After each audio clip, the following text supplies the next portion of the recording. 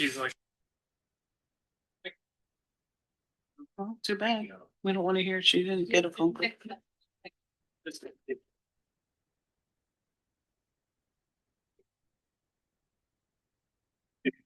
okay, all right. Okay, all right, thanks. Yep, see ya. And I'm on my way. I'll be there in 2 minutes. Okay. You said we could start with that, or Yep, we're gonna. Over to you, Nancy. Turn mute. Okay.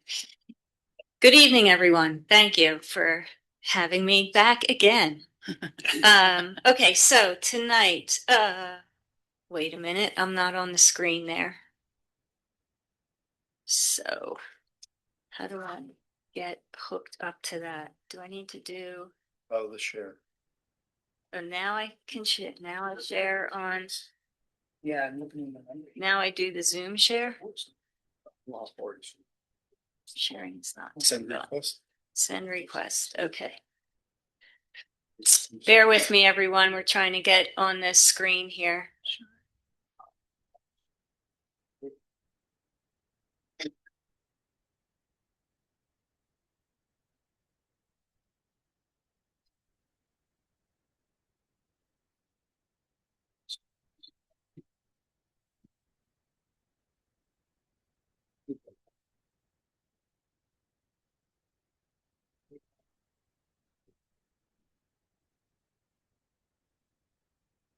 Okay, looks like we have it.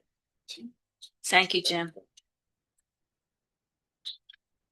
Okay, so just a review of tonight's agenda. So we have several things on the agenda tonight. So first, discussing possible changes to the proposed zoning map. There are some C1 and C2 parcels and the C2 district boundary that are still in question. Discuss possible change to the proposed principal wind energy facility overlay district map. Discuss solar farms, solar arrays, and accessory solar energy facilities in the solar overlay district. The number 4, discuss the dimensional standards in this proposed C1, 2, and 3 districts. And then I also noticed that there is a proposed change in the RD district. And then 5th is to discuss the conservation subdivision design standards and whether or not the township wants to keep them or discard them.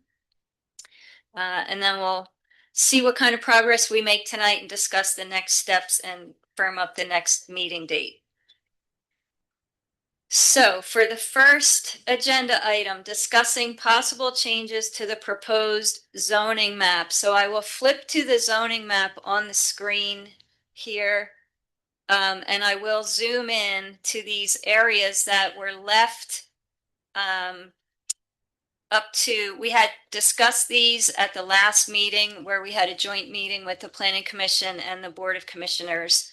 And for some of these areas, it was decided that the Board of Commissioners would revisit these and hopefully will come to a decision on how to handle these remaining questions. So I'm going to zoom in to the areas that are still in question. So these parcels that are in red, colored in red on the map, these have already been rezoned to commercial use, and that rezoning took place sometime last year, I believe. And that was separate process than what we have been doing here with the zoning task force. And so let me keep zooming in further. So the first parcel, or it's actually 2 parcels that are still in question, are along Cherry Lane Church Road. So as I said, these are already rezoned to commercial use. Now, in this planning process, what the zoning task force was doing is taking the existing commercial district and dividing it into 3 separate zones, C1, C2, and C3. And the C1 district is intended for smaller scale, like neighborhood commercial types of uses. C2 is for more regional scaled uses, and the C2 area is along 611 near the I-80 interchange. And C3 is further down along 611 and is set aside for, I would say, all the other types of commercial uses. So these two properties here on Cherry Lane Church Road currently are C1. The question before the board is whether or not to designate those as C1, C2, or C3 at this point. And again, we discussed that at the last meeting and it was unresolved. I think the board was leaning toward C1. Yeah, And that's, is that how you would like to proceed? for me, I don't want to make it any worse off. I mean, there is residential around there. And I would like to leave it at C1, the least offensive of the commercial districts. And most restrictive. I would like to see it return to residential, frankly. I don't know why it was changed to commercial to begin with. It doesn't make any sense. It sounds like it was only at the request of a single individual. And it sounds like there are a lot more people in the community who would like to see it remain residential. Frankly, I think the only reasonable thing to do is to put it back the way it was. A lot of people showed up to, make their displeasure known to the board, whether or not we chose to hear it. But I think that, if we're going to be redoing the zoning map, we're going to be choosing C1, C2, C3. Why not choose residential?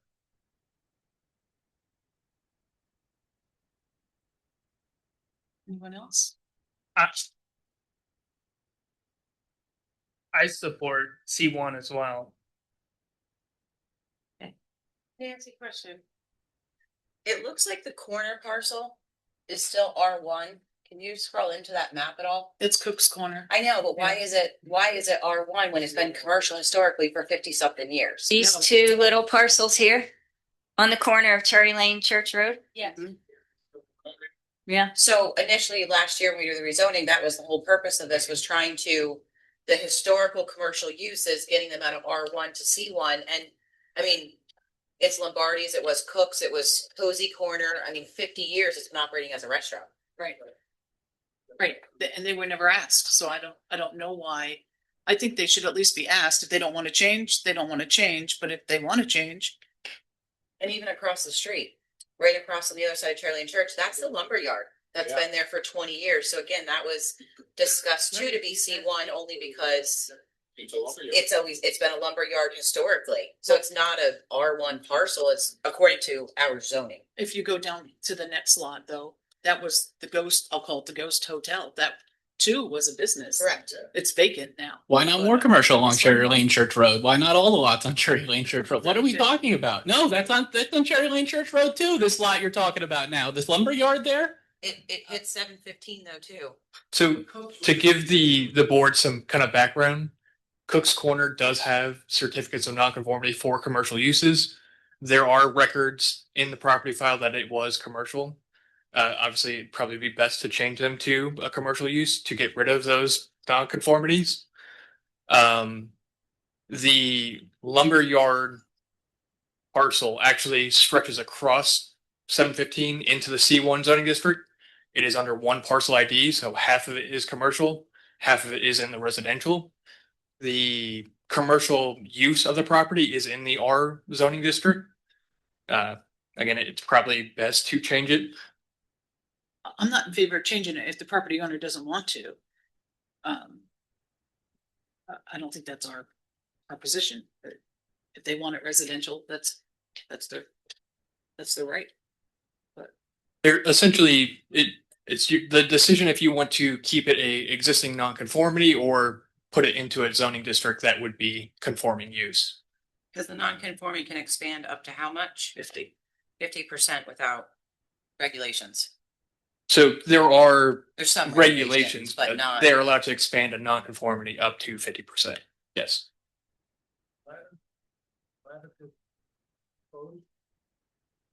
C1, that proposed, That's existing. that's existing across the road there? Yes. Okay, so what I am hearing is that these two parcels, if you can see the cursor here, would go to C1. Only if they want to. We're not, Well, the one parcel is a house on. well, there's residential rental at Cook's Touch too, so maybe they want to keep it that way. The C1 district does permit residential as well. So keep that in mind, that the Right, C1 that's- permits residential as well as the commercial uses. To what extent does, Could you come up to the microphone? hi, my name is Gianna. I'm a resident of Pocono Township. I'm just curious, to what extent does C1 allow for industrial buildings? Like, what would fall under that? Would data centers ever fall under C1? Okay, can you guys give like 3 or 4 examples of some businesses that may open in C1 so that we could gather a better idea of what we're supporting? Would that be possible? Restaurant. Yeah. Restaurant, Small doctor's offices. small doctor's offices. Would a strip mall fall under that? No. I can. Are we sure about that? Because the current C1, C2, C3 delineation doesn't seem to break up very much. I'd like to confirm that. Oh, so conditional use, so they could. Conditions be granted, Yeah. guaranteed. I think that that's just like for us as township people, we just need a bit more clarification so that we can know what it is that we're supporting. Because what we've witnessed, and I'm sure all of you have as well, is that zoning overlays are coming for our community in ways that we don't understand. And in many instances, all of a sudden, overnight, a zoning overlay will occur. And now we're talking about huge industry like data centers. So we just want to clarify for ourselves, like, you know, I'm not opposed to a wedding venue that might bring business to our community. I'm actually a wedding photographer. However, what, like you said, conditional uses, like what could come down the line if we continue to allow more commercial zoning?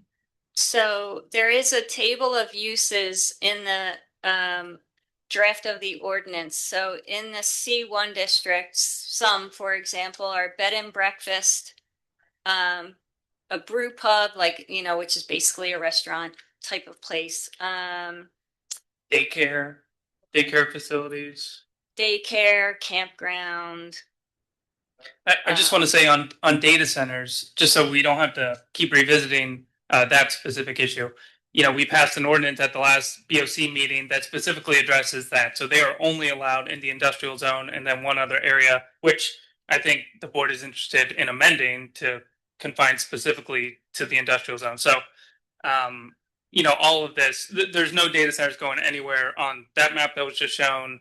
And again, you know, I think my goal at least is to confine them just to the industrial zone. And we're going to be looking at that.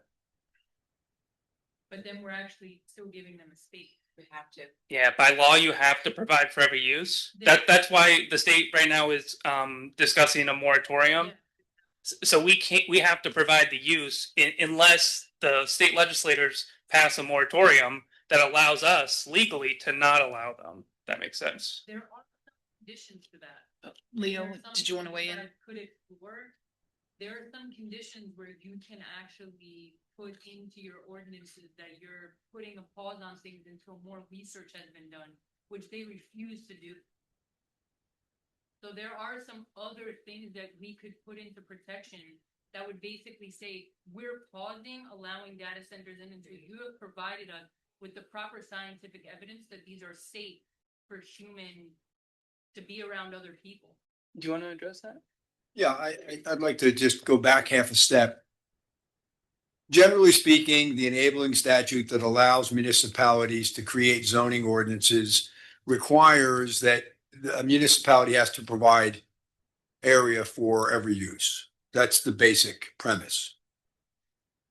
This board being proactive and recognizing the situation when the warehouses came in, we have one warehouse. We did a municipal curative amendment. It's the moratorium that you're talking about. It gave us 6 months to address the issue. And the board, again, being proactive, established an area that allows warehouses. It provides for the infrastructure and things of that nature, but it restricted where they could go throughout the township and restricted them severely. The current law provides that once a municipality challenges its own zoning ordinance as being unconstitutional, that you can do that, but then you have to wait. I believe it's 3 or 5 years before you can do that again. So again, this board being proactive and recognizing the concerns that exist with data centers, there was nothing pending before, nothing pending in the municipality, enacted a data center ordinance that not only restricts the areas, but imposes significant conditions by way of buffers, separation distances between other lot lines. It's a very extensive, very restrictive situation. And as we know, data centers need 2 things fundamentally: water and electricity. The location of the current data centers, and it's going to be addressed further in this total zoning rewrite, provides for allowing them, but I'm not so sure that they could actually ever even go in there. But we have provided for them. And we have provided for additional warehouses. When we did the curative amendment, there was a second warehouse that was proposed. We got that stopped. There was a third one at the old, what is it? I keep forgetting, PEC, the school building. There was one that was going to be proposed there, and this board was able to stop that. So this board is very proactive in trying to protect the residents of this community. But data centers, we did an ordinance. We did it as quickly as we could. There are certain restrictions on how we have to advertise and who gets to review it. This board acted very, very quickly, proactively, and there is nothing pending. And I don't know if the board has heard of anybody snooping around, but I don't know that there's anybody even snooping around for one in Pocono Township. Same thing with the solar fields. We did the same thing. We acted once that the big solar farm went in. There was a second one that was proposed that was withdrawn, and now that can't go in that area any further, any longer. Thank you for clarifying. Sure, no problem at all. Here's just a short list for people who are wondering of the things, some of the things that are allowed in C1. Retailers, wholesalers, offices and laboratories for scientific, agricultural, industrial research and development, hotels, helipads, apartments, convenience stores, and banks. There are a few other things, nightclubs and stuff like that, but those are just a few of the things in our zoning ordinance. And I would also note that because of what Leo just mentioned, the enabling statute, anything that's not explicitly defined in our zoning book, if it falls under one of these at the time when they submit the plans, or they could try to submit it under these, it could end up in C1 zoning as well. So just think of what could be put under an industrial research facility. Nightclubs are not allowed in C1 for the record. Are nightclubs not in there? I thought I saw them. I didn't check everyone he said, but that one specifically I have up and is not. Bed and breakfasts are. I had to check that. Scientific lab could, like another biospectra, right? Rather. Oh yes, I'm sorry. I was looking at municipal uses. Yeah, nightclubs are not allowed in C1. Frank to go. Frank Riley, Pocono Township. I'm looking at the usage schedule as well. They do have vehicle fueling stations. So for that specific lot, being that it has a pond on it and it drains into the Cranberry Bog, that would definitely be a concern in C1. They also have vehicle parking lot or garage also permitted in C1. There were a few other things that had me concerned, basically for pollution issues. There was a couple other. They were on different pages. I got to find them here. Right, but then if you're going to fight somebody, The hoops with the DEP and the EPA and DCNR, right? just because it's on the list doesn't mean you can put it there, because you might not be able to satisfy the setbacks, you might not be able to satisfy the water quality issues. So I mean, I don't disagree with you. I'm just saying that then it can become a fight, especially when the guy's already threatened the township with a $40 million lawsuit. Frank, I mean, what that- else was on your list? You had vehicle parking station, vehicle fueling Yeah, station. I'm sorry, parking lot. Fueling there was a whole station. bunch. There was a couple of them actually. Parking garages. Yeah, parking garage. The ones that I was concerned about. A pub distillery. Again, I mean, it's a little less worrisome than the other stuff, but Yeah, there is a restaurant right there. banks and stuff like that. See, that would be a lot more vehicle traffic on that type of a property. But I mean, that's a 48. I think he's got like 70 acres there roughly, or something like that, 30 and 20. Or so when you're dealing with that kind of acreage, your setbacks aren't going to be necessarily an issue, but drainage and whatnot could definitely be an issue there long term. I mean, that's the cranberry bog, so or runs into it. So that would be, to me, that'd be a pretty major issue. The stream also runs through several people's front lawns as well, all the way down to the bog.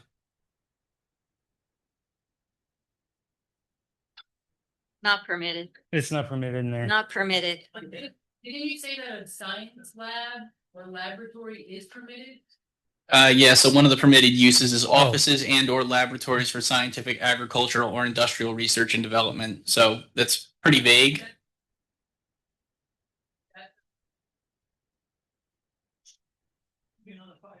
It could totally be another chemical lab which poisons our community just the same. They still have to meet all the setbacks and everything, and if you look at that lot particularly, there is a large body of water that goes through the whole thing. So just because permitted, like Mike said, doesn't mean it's going to be there. As it sits right now on that one parcel, it's an 8-bedroom inn. So it was historically it's used permitted. as an inn, bed In and all of breakfast, the hotel, motel type of situation. And I do know that the person whose family bought that property did indicate that he had no desire to put apartments up there because there's no central water and sewer. So it's not cost effective to put anything that would require central water and sewer. It would not be cost effective to put in that area anywhere along the 715 corridor because there's not public utilities. So even a science laboratory, they rely heavily on water and sewer. I can't imagine that a scientific lab would choose that parcel versus something down on the 611 corridor where they're guaranteed to have public utilities. Again, I'm not saying that it wouldn't happen, but when you look at the area versus the alternative is 611 and a mechanic's garage, those kinds of things, they usually want road frontage. So they're going to choose one of the 611 parcels instead of up in the middle of nowhere on the corner of 715 and Cherry Lane Church where there's nothing else similar around that area. My opinion. Just The just other, to add, oh, sorry, I didn't mean to cut you off. Just to add to that, the use schedule, it calls out what uses may be provided. There are in the definition sections that outlines more specifically what that use would be. So again, the zoning office, which would be myself and Sean McGlynn, we take a look at those uses and figure out what would be the closest use that would be able to be provided for. So it's not just they can come in and say, hey, we're a laboratory, we're going to go in here. We would take a look, we would see what exactly they're doing, what would the use actually be, and what would be the closest provided use in our use schedule. When we say what exactly they're doing, I would note that we still don't know what they're doing with the Core 5 warehouse. I would also note that we're talking about setbacks, but some good the setbacks did for those folks. the other thing they could put in there is also a mobile home park. And while a lot of those are on septic around here, and I know they're having problems with their septics, that would not be I wouldn't think that would be a good use for that. I mean, it's a lot of land. You can get a lot of them in there, but I'm not sure that would be I just want to say on Core 5, a lot of waivers were granted for Core 5. So there were a lot of restrictions in place that the board could have upheld to stop that. I think this board would probably lean more towards Would they? hold. I mean, I would. Well, You know, I mean, considering none of the 5 of us sitting up here were part of the Core 5 waivers. she voted against it. Yeah, Ellen was the only one on the board for Core 5, and she voted against it. So And I know I would have. I've spoken about that, and it seems like a vast majority would have. So I think that's important. Also, is anyone opposed to taking out vehicle fueling stations for C1? Because I'm open to taking that out. I think that's a valid concern. That And includes EV charging stations, because that's fuel. yes, I have the definition up right now. It looks like, convenience store is not allowed, but it's I mean, Convenience a store is small allowed, yeah, station could be there. right. So I mean, or a refueling station for trucks or whatever. So bear in mind that the C1 district extends, it's this pinkish area, extends all the way along 611 until you get to the I-80 interchange. Then it becomes C2. And then we have C1 again down in the southeastern corner of the township. So if you were to take vehicle fueling stations out of C1, it would eliminate any, if there are any in those So then areas. the question that I would have then as a resident would be, from what people have said coming to these meetings before, they weren't even notified that this was going to be commercial. So if that's the case, then maybe there needs to be some kind of an investigation or something. I don't know. Okay. Can you weigh in on that, please? Because there was, yeah. Was there? And there were Okay. people who showed up for the meeting, Oh, okay. who were properly notified. And it appeared on the Pocono Township Planning Commission agenda. Okay. We had to get a comment letter from them, Monroe County Planning Commission. And then it's not only advertised, but it's also, the property's also posted. There was a lot that goes into it, surrounding neighbors. When we did the historic district, I think the township mailed out A lot. how many letters, Chris Ann? 200 and some odd letters to the affected individuals. It was close to 200. Yeah. And So, Fair yeah, enough. so there is a lot. There's history of it. So, Well, but whether people pay attention to it. or Right, of not, course. It's a different issue. yeah. The next question, now this has a little bit to do with this, and that is, I noticed on bed and breakfast in inns, it's proposed to be in C3. There's no other housing is listed in C3 other than the bed and breakfast, from what I can tell. They want to take it out of all C3. So when I'm looking at this, it's a permitted use if we go to C3. I think that was left in because there may be some existing residential uses in the C3. And Okay. so if those existing residential uses wanted to become a bed and breakfast, they could do that. Okay, like so you couldn't just be like they're in a non-conforming lot currently, and then once they go out, they're out. I mean, I'm just saying this way the township can avoid issues like we have with Core 5 and the blasting and all that in the future. That's kind of where I'm going with that, because that's just been a nightmare for those people, So if you can't have any housing whatsoever in C3, that seems to make the most sense going forward. But A bed and breakfast, though, it's not long-term housing. It's not considered short-term housing. A bed and breakfast would operate as a transient dwelling facility, so a hotel motel style. right, So no, that, I agree. that might be why it's I was just considered thinking, still. if people wanted to sell it and somebody wanted to buy it as a house, now they're putting themselves, I don't want to say at risk, but at risk. And I mean, that's their choice at that point because they would know, but still, I'm just trying to save the township a little bit of aggravation in the future going forward on that. Absolutely. All right. Thanks, Frank. So how does the board want to proceed at this point? Do you want to put this on hold again and talk to the landowners that are there to see if they want I to? personally think we could leave it as is, and that discussion can happen really at any time, right? The zoning can change, right? If they wanted it. I mean, I don't. Well, so I mean, at this point, in terms of the parcels that are in red that are currently commercial, we would have to categorize that as C1, C2, or C3. Is high-rise hotels, Just the ones- high-rise hotels and apartment buildings, is that part of C1? Yes. So they say lack of public.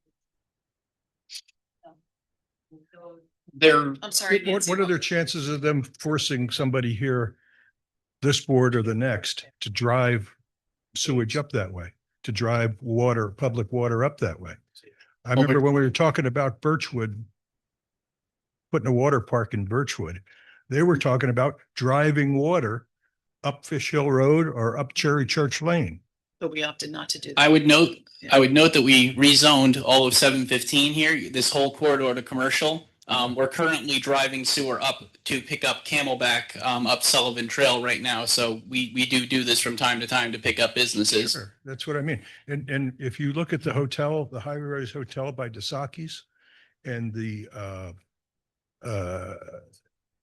at the Swiftwater Inn where the apartment buildings on the road, now other apartment buildings, then more apartment buildings. Is that what we want 715 to look like? That's the question. Yeah, exactly. I mean, is that what we want? That's what somebody wanted. Sure. No, I don't follow the drive up 715 to begin with.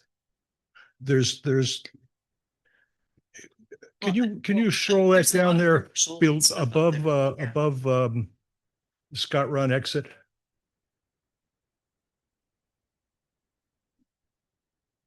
A lot of those parcels that are showing as C1 were operating as R1, and you have the BCRA water station, you have Camp Lindenmere, that's historically commercial. So that's what that 715 drive is changing those historical. Trying to zone them in. uses. I'm sorry. Trying to zone them in. Well, trying to zone them with what they actually operate That's what as I mean. and historically have. Put them in zones that they belong in. So, I mean, Camp Lindenmere was an R1 parcel. It's never been R1. For as No, long no. as I've been alive, so that's what started that Right. drive up 715. That part's fine. 715 goes pretty far. Yes. And it goes all the way up to Fish Hill Road, or not Fish Hill Road, Cherry Church and beyond. And, there's a candle place up there. There's There's an antique store. antique stores, there's that kind of thing and whatever. Short But there doesn't rentals. need to be high-rise apartments, and there doesn't need to be multi-story hotels. And that's what is being aimed at. It's not the mom and pop operation over here. It's not Cook's Corner or Hallett's. It's none of that. There are limits, so there are limits in the C1 district. There are limits on the height. So Like what kind of limits? we'd have to look at what 5 the stories? limitations are. I don't think that it's I thought that. it was 2 or 3 stories. Yeah. 45 feet I thought it was 2 stories. 35 feet. Yeah. So couldn't one argue that this gentleman Mala, he could develop it and make nice houses for families? Well, he I mean, but wouldn't that be better? 715. Then like a lot of corporate creep. He- People need housing, so I'm not. Um, opposed. He has a development on 715. Yeah, yeah. Yeah, but Yeah. we don't talk about individual Well, people. We talk about the process. Sure, not the absolutely. Person. Yeah, absolutely. Doesn't matter who owns it. Right. Deserving. Up to. Yeah. But what I'm asking is if he's like too much against commercial, against the people or commercial. Well, that's 611. Well, that's exactly. I remember, I'm serious, I remember driving from Strasburg all the way up to Mount Pocono with one stop like that. Okay, the speed limit was 55 miles an hour. And the store was Gables, okay? And I remember doing this all night, because I lived down in Strasburg going up to it. Now, it's A whole different world. close to being with it. And now we have to actually rearrange the whole environmental area for the traffic to accommodate. Gray Wolf, Kalahari, the, casinos, all these things that had. Yeah, Mary was always there. I always know, you know, what I mean, the schools are always there. Okay, we need that. We need to have Gray Wolf, we need to have all these other places, things. We go for peace. Yeah. We want to have. To get away from all that.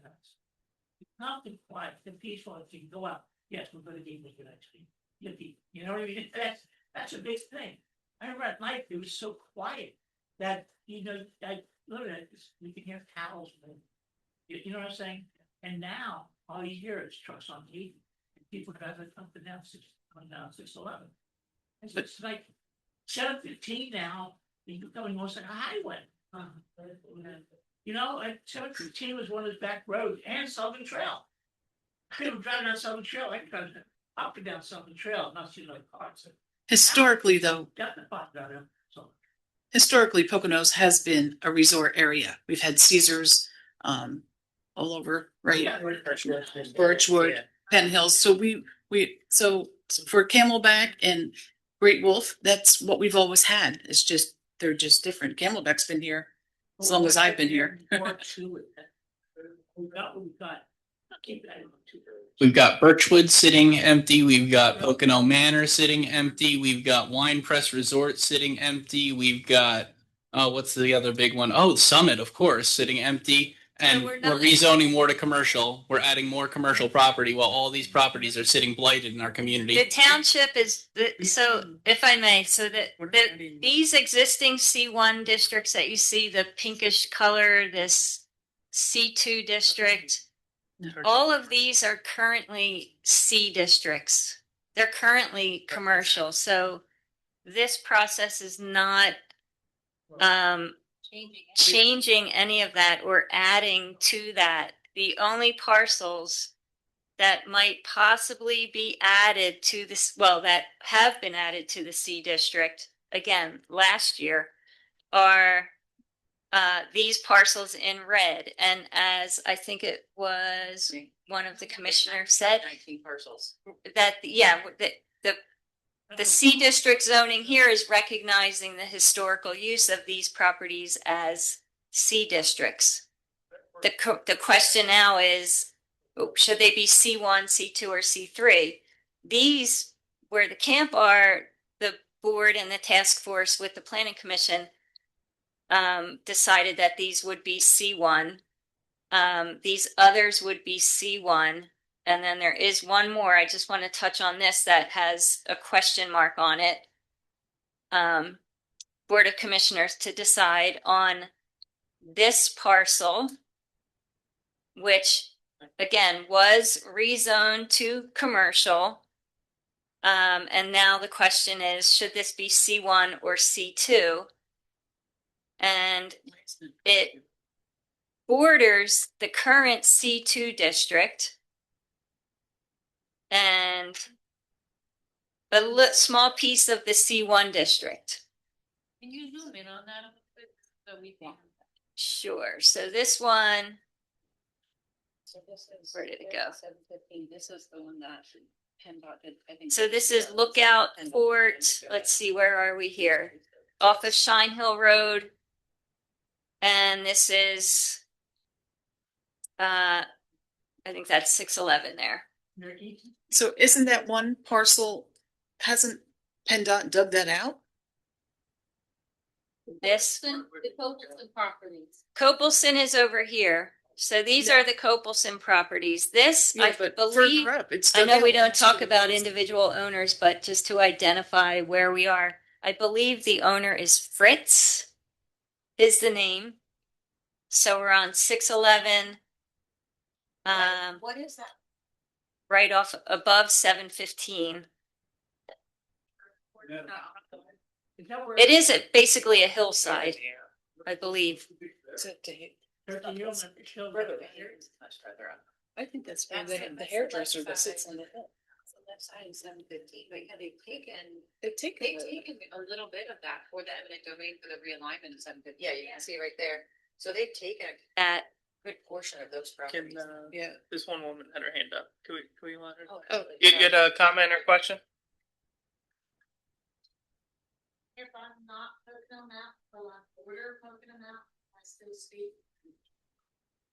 You can speak. This is a work session. Sure. Could you just come up to the microphone? Sorry. Thank you.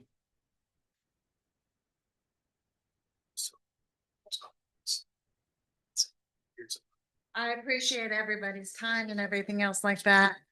And you made a good point, whereas we were a resort town and we still had resort places and everything. I vacationed and honeymooned at Penn Hills, quote.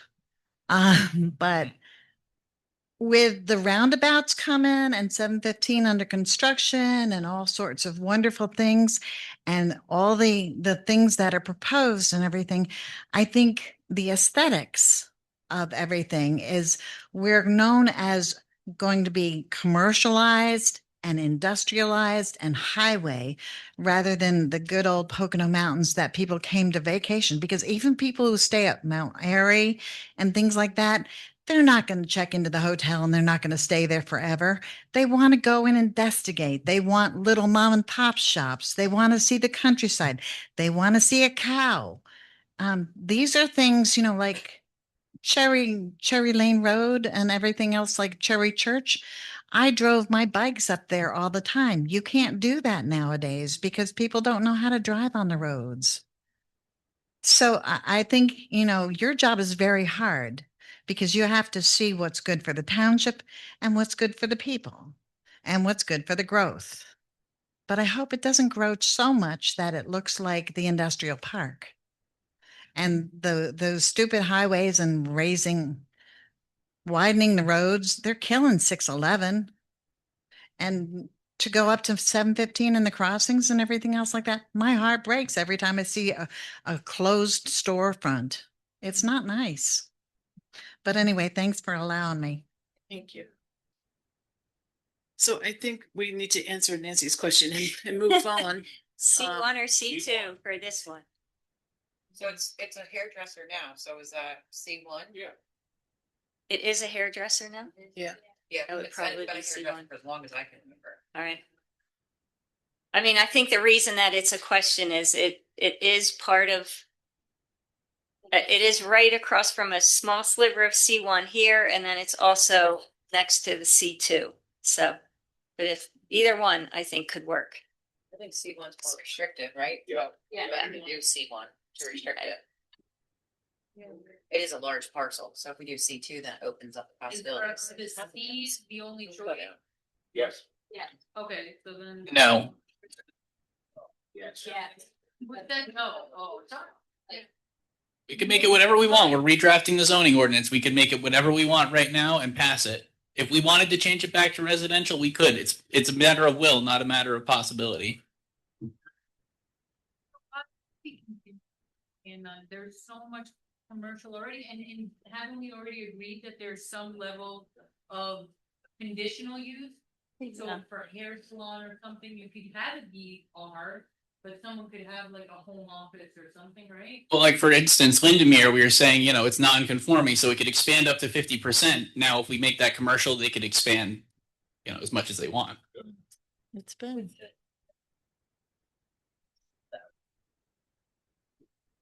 Nothing will happen anyway. You can just keep doing it. Patrice Lanucci, back to Cherry Lane Church Road. Cook's Corner, Cozy Corner, whatever, is not commercial. It is non-conforming.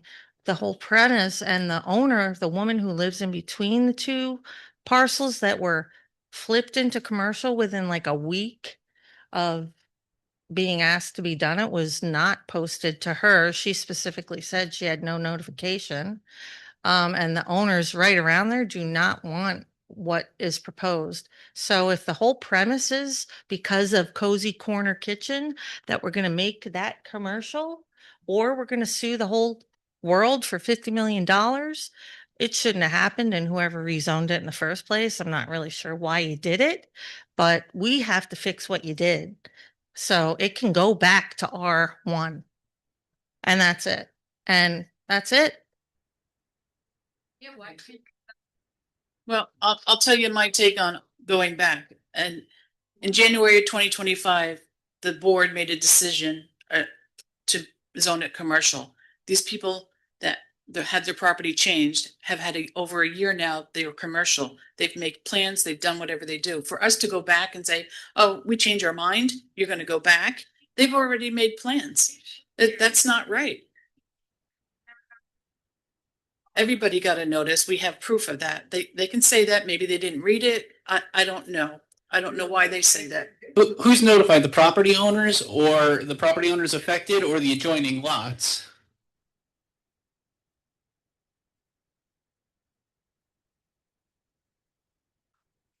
like, look at the creep that's occurring. Look at like this low density area. And we're saying it's already been used as commercial, so we're not really creeping. And if you go further up, there's an antique store and a rehab. I mean, these are so different than what the proposed. So I think an important point, if I may, is that currently the commercial district, as these are zoned now, commercial allows all kinds of commercial uses. By changing it to C1, puts some limitation on the types of commercial uses that could go there and the sizes of those commercial uses.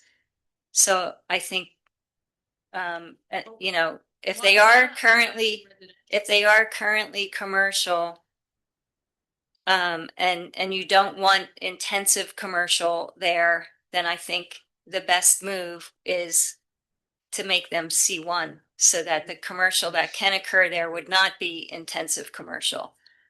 I think the feeling of the board, and correct me if I'm wrong, is to leave it at C1. I know, Charles, you don't want it that way, but is there any other dissension on the board? C1. We're supposed to be with Well, people. One second. Yeah, we are. Lindsay Bishop, Pocono Township. I have concerns about the environmental ramifications of zoning all these things as commercial. They're already commercial. Yes. So we're just restricting, we're actually doing an environmental benefit by restricting the usage right now. They're all commercial. Those are And we're words. making them C1, which has a lot of restrictions on what commercial can go there. I agree with Ellen. You know, we don't want to change.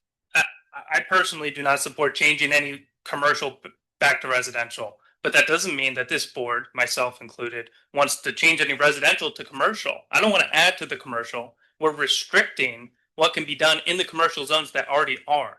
You know, I'm confined to what the board before me did. I understand Charles disagrees. I understand his perspective.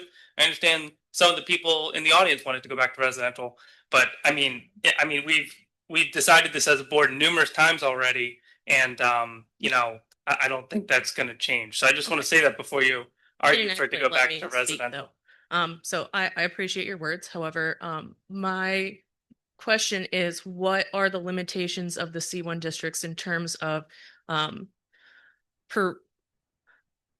protecting the environment that's already there? So what is stopping whatever company from coming in and just clear cutting all of this?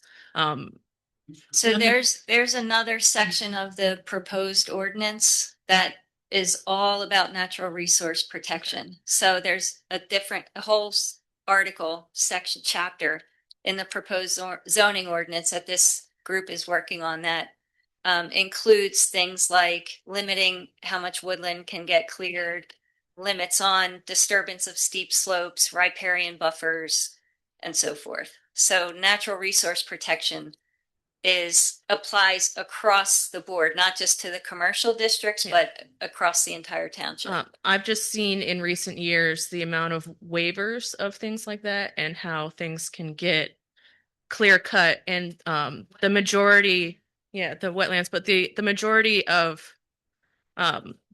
this area it relies on ecotourism. That's why I moved here. That's why a majority of my friends moved here. And so it's something that I hold dear.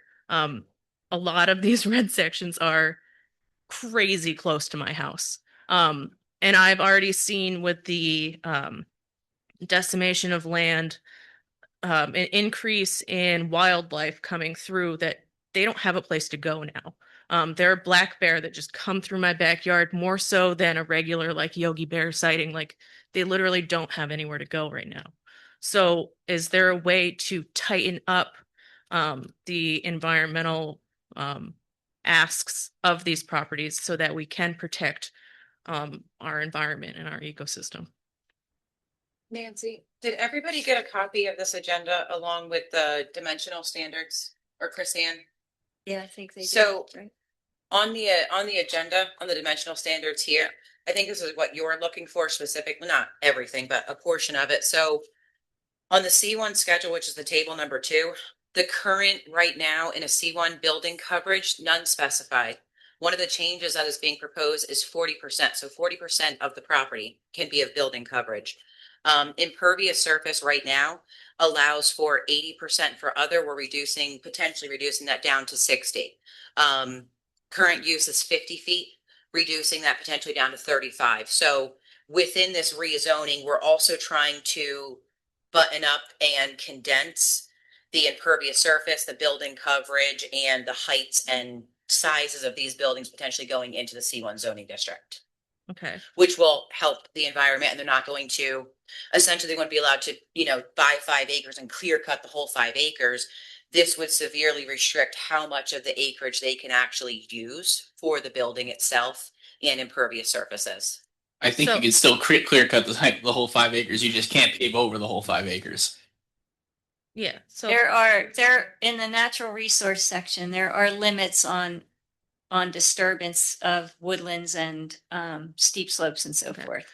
And so ordering of things does matter. So like if you're like granting all your proposed rezoning and then doing the environmental thing, what is stopping that person from or company, whatever, from saying that they were grandfathered in before this rezoning thing took place?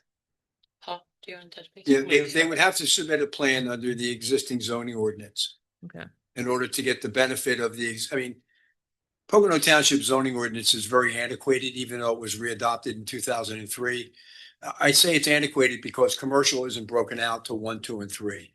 There's just a long list of what you can do in commercial, and that's anything in the existing commercial districts right now. So what this board is attempting to do, as Commissioner Long explained, is to say, okay, look, we have existing commercial.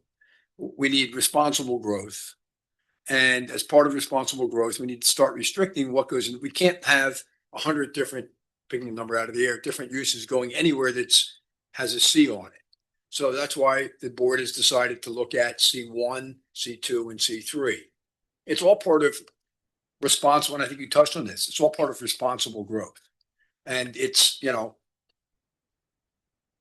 the board at this point anyway, and I wish we had the old map handy, Nancy, at all. 'Cause The current zoning the map? current zoning map, yeah. I can find that. Just to get so you can put in perspective what's being done here. It sounds like we're doing rezoning, that we're looking for spots to make commercial. Here you go. That's not what that's not what the intention of the board is. Okay, so here's the existing zoning map. And so this is That's the the existing Yeah. zoning This is currently map what we have. that's in effect now. And this reddish colored area, pinkish reddish, all of this is Terrifying. commercial. Which means And as any I said before, any commercial use can occur here of this 50 feet high of the different sizes. Yeah, and any of impervious those properties currently zoned can put any one of those, assuming they fit on the lot, there's commercial qualifications to a developer. But right now, as it stands, all of that reddish area can be developed in a myriad of ways. And the board is trying to wrap its head around that to allow for responsible growth. But when you also look at that red area and compare it to what's being proposed, you'll see that they're not rezoning, they're not adding commercial to what already exists. They're actually taking that commercial, breaking it into 3 types, C1, 2, and 3, and restricting the intensity of the uses that can be put on each of those properties. I hope that helps, but No, I get that. And I understand that C1 is the lesser evil. It's mainly just making sure that we're protecting the environment, which our economy relies on and our people love.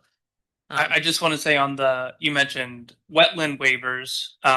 The 3 things that I've publicly said I would never give a waiver for are buffer zones for our exceptional value wetlands, buffer zones for our high quality waterways, and then the residential buffer zones. So, I think those are very important to uphold. I would not grant any waiver for anything, period, on any of those. And I feel like this board agrees with that. I won't speak for everybody, but that is very important to uphold those buffer zones and not grant any waivers. Okay. And then when are the environmental things that you touched on, when is that being decided? It's being discussed tonight. You're talking about the dimensional standards? Yeah. It's on our agenda, I think, right? Yeah, Yes. it's on our agenda to discuss tonight. Thank you. Thank you. Now, question. Are environmental impact statements done on each of these commercial areas? Engineer. Wake up down there. And I'm sorry to say, I don't know what kicks in an environmental impact statement. I do believe we have the right to request one anytime we have a concern, though. And I'm sure there is criteria where they're absolutely required. Not proposed that be put in? Kevin, could you come up to the microphone when you're speaking? Sorry. Well, John, you said we Could have you the come up right, to the microphone when you're speaking? Sorry. we have the right to request one on any project that comes in front of the board, you said, right? If there is a concern, of course. But if, if a developer comes in and he has a piece of property, he has 10 acres, in the corner there's a pocket of wetlands, and in the other corner, there's 5 acres of woods, and the rest is open, and he's not going to touch the woods, and he's not going to touch the wetlands, and he's going to observe the buffers. That in and of itself on his plan is almost an environmental impact statement. He's saying, I'm not impacting these areas. You have to throw into that mixed steep slopes. That's what we have everywhere. We're in the Poconos. We've got slopes everywhere. So that's the other thing. But even though we don't have a formal document all the time, every plan that every developer submits must show the woodlands, must show the steep slopes, must show the streams, must show the wetlands, must show their buffers, and must show how much, if any, impact they're doing to it. That's for every plan that gets submitted. I'm Kevin McCauley. I'm Pocono Township also. But anyhow, what I do know is when it comes to money and people want to spend money and get what they want, they will sneak and hide and do whatever they want to do. But if you have a commitment to saying, if you want to build here, we have to have an environmental impact statement, period, then that doesn't let anybody sneak around to do anything. If someone says a certain frog and what frog? I don't frog. Did you understand what I'm saying? And I think if we make a commitment saying that we are protecting our area and this has to be done, then no one's going to get away with it. No matter decades from now, no one's going to get away with it. The gentleman brought up frogs. That's a good point. I don't know if frogs are particularly protected, but the state has a list of both species and plants, which are every developer must check that list, and he must check his property to see if he either has habitat or one of those species on his site that's already controlled at the state level to some degree. Madam President? Yes. Madam President, I don't know if this has been mentioned, but for those of you who may not be aware, I do see some new faces this evening. This board has recently passed an environmental advisory committee, the establishment of an environmental advisory committee. At last meeting, there were 7 or 8 individuals that applied for a position on the environmental advisory council. Again, is that an environmental impact statement? No, it's not, but it's also a second set of eyes permitted under the First Class Township Code to help this board evaluate environmental impacts of proposed developments. I don't know if some people may or may not know. I see some familiar faces, but not a lot. So this board is mindful of environmental considerations. They're adding an environmental section to the zoning ordinance. They've adopted and approved an environmental advisory council or committee. We're filling those spots. The individuals were interviewed. There'll probably be a vote on them next meeting, which is a week from tonight. So just so everybody's aware that the board is taking very positive steps forward for the environmental concerns that are being raised. Thank you. Jim? Oh, sorry, I don't know. No, you're fine. Okay. Nobody, we're just winging it. You see on the map up there, that you rezoning something it's not on this map,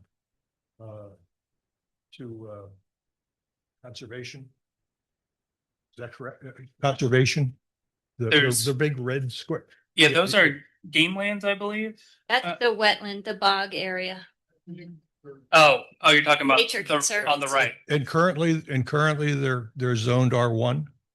Yes. So we're going to change those. So that's actually something that, yeah, I proposed, and I missed the last workshop, so I wasn't able to discuss it then, but that is something I wanted to discuss at this meeting. We've kind of gotten off on a few I guess tangents, my but- question is one of logic. If we can rezone that, why can't we rezone some of the lavender area up there So and make that R1? So what I would say, this is what I said earlier, and I'll repeat it. I don't support rezoning anything from commercial to residential. Those are residential, and I support looking at areas that we can permanently conserve. I mean, obviously a board could always change it in the future, but I want to identify, and this is part of the EAC's duties, identify space to be conserved. And those are some that kind of jumped to my attention in the first workshop. Yeah, I'm not objecting to that. Yeah. What I'm objecting to is being told, I guess, that we can rezone this area, but not this area. It just doesn't make a heck of a lot of sense from that standpoint. That seems to be a major objection. It was zoned this way, so we can't change it. No, I think the mood of the board is that it doesn't support changing anything from commercial to residential. It's not that we can't. I mean, well, personally, I think we got to be fair. I mean, people have commercial properties. I didn't necessarily approve all those changes. Sure. I'm But you're the board now. You can fix it. Yes, and that's why I proposed looking at existing properties that we can conserve. I don't support going from commercial to conservation, but I do support looking at those properties specifically for conservation. Okay.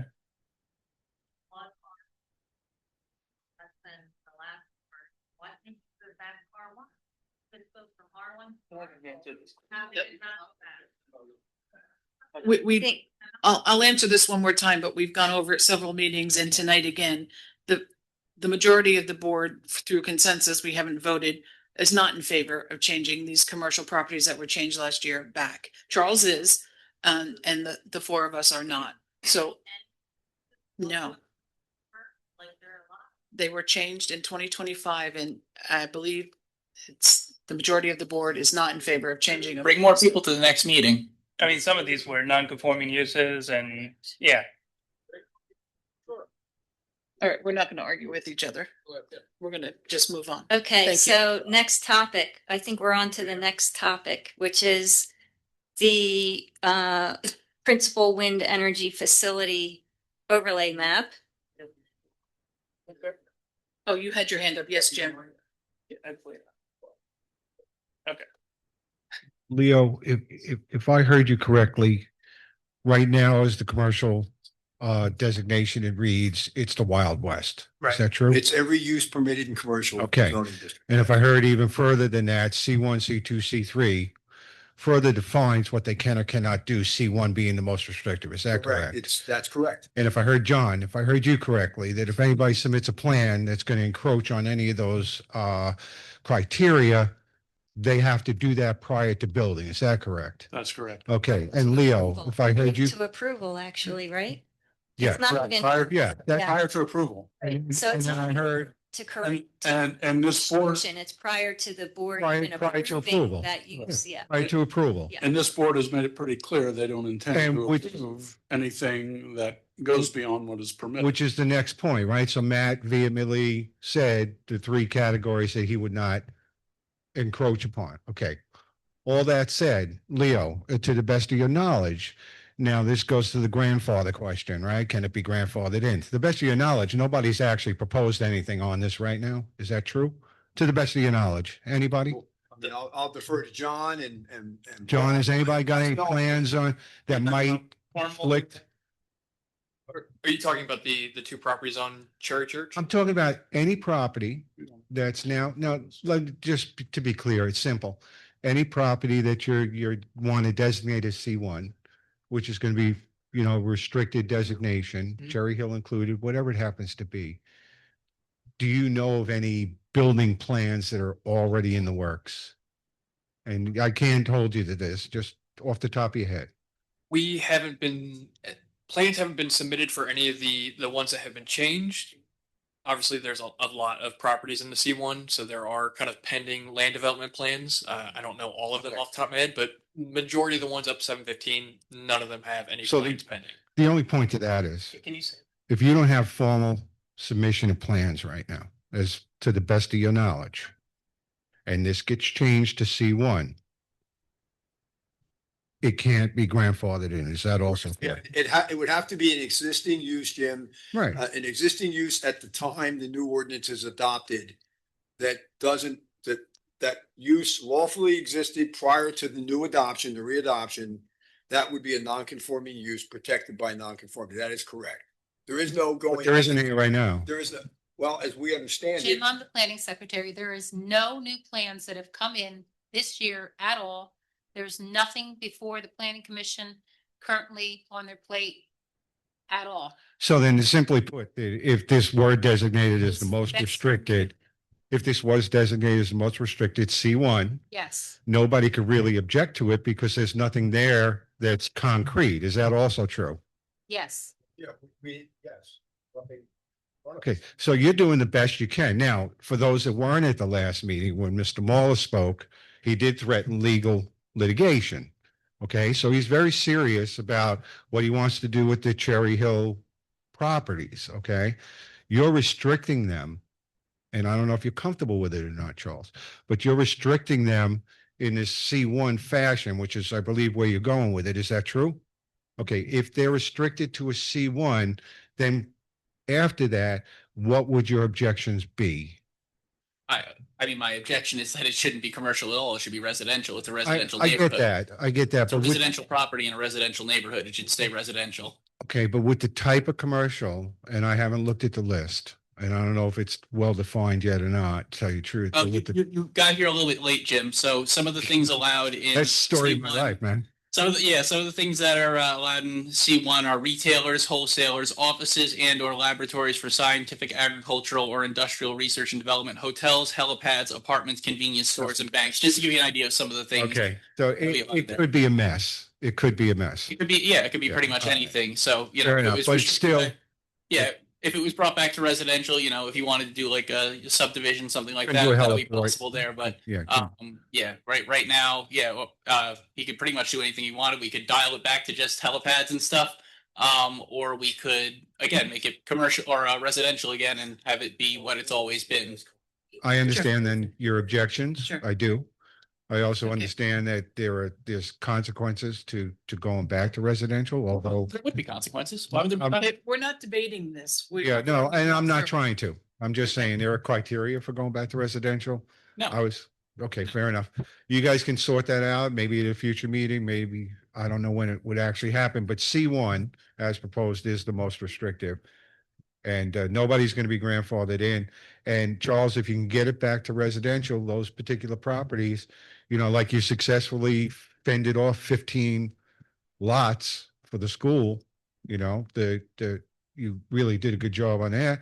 You know, God bless you, man.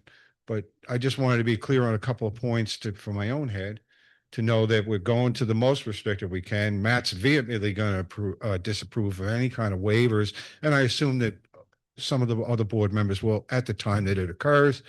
And as far as anybody knows, there's nothing planned in the works right now that could interfere with rezoning to C1 at this point to be grandfathered in. Nothing that we're aware of that's been submitted, Jim. Yeah. I'll also add this. This board is not moved at all by the threat of litigation. Fair enough. And I would know that as their solicitor. There's a balance between somebody who acquires a lot under a certain zoning district and then relies on that and then gets that pulled out from under them. I mean, the converse is true too. You move into a residential area, you rely on that, and then it gets changed. Yeah, so the converse is true. But I can tell you unequivocally that, and I've had many a conversation with the entire board, litigation is not a driving, the threat of litigation is not something this board bows to. or anything else. What we're talking about this evening are legislative decisions. That's what this board is. This board is your legislative branch. We have discretion within reason, but we have discretion that allows us to do what we're talking about here. And as a result of that, but I wanted everybody to know that none of this is driven by the fear of litigation. Mr. Mahler could have thrown 100 million out, 200 million, threatened to rename Pocono Township, Mahler Township, whatever he wanted to do. This board does not bow to that whatsoever. Well, I In think fact, that- we're restricting his properties. Right now they're commercial. You could do, like it's been said, the Wild West, and we're restricting those properties to C1. And I'd also add, once the EAC gets formed, I would love for them to look at C1, look at all of these. And if they have proposals, I think the board would look at those with an open mind. I mean, Well, I think it could be reasonable that if you go further into the definition, maybe eliminate a few categories in the C1. If there's nothing pending, then that could probably go through pretty easily, right? And put out for public notice or whatever the case may be. So things can flex in our benefit to preserve the area that we have. And I've seen people saying that, well, you just got here and, what do you have to say about it? But the truth is, we're all here for the same reason. We all enjoy the mountains and the trees and the streams, and we want to preserve them. So you guys can battle out the making it residential versus commercial, but this is a good step in the right direction. And I know it's not the ideal step. I do know that. And I'm not trying to speak for any of you. Okay. But they're trying to get it a little bit more corral than it is right now. And I thank you for your time. thanks. Thank you. Okay, next topic. Yes. Principal wind energy facility overlay. So, this map shows the new configuration of the parcels near Pocono Manor where the solar is. So, at the last meeting, it was decided that the principal wind energy facility overlay district would be on the current industrial district. So meaning principal wind energy facilities could be permitted in the I district. And then also on the same parcel that is the subject of the solar development. So, the previous version of this map looked a little bit different. It had this, let me zoom in, this parcel, which is former parcel, shaped something like this. It cut across here, and that's where the wind energy facility district was. I got updated parcel information from the county, and it appears that this area, the parcels have been reconfigured. And so this map now reflects the current parcel configuration. And where you see the black stripes, that is the site of the solar development. And so wind energy facilities would also be permitted on that same site. What's the deeper purple? Is it there too? That's that's the same. So that's the industrial district with the wind energy facility, black stripes on Which it. is Sanofi, right? Yeah. Okay. Yeah, so that's the Sanofi site. So that does it for that topic. Okay. All right, so, yes. Just real quick, sorry. So your proposed definitions in here, does that interfere at all with the ordinance that we've passed regarding, Leo, correct me if I'm wrong, but it was the impervious surface coverage for the solar panels and the fact that they were only allowed on existing buildings, those kinds of things. Does the changes interfere with that at all as far as language and everything? So for solar?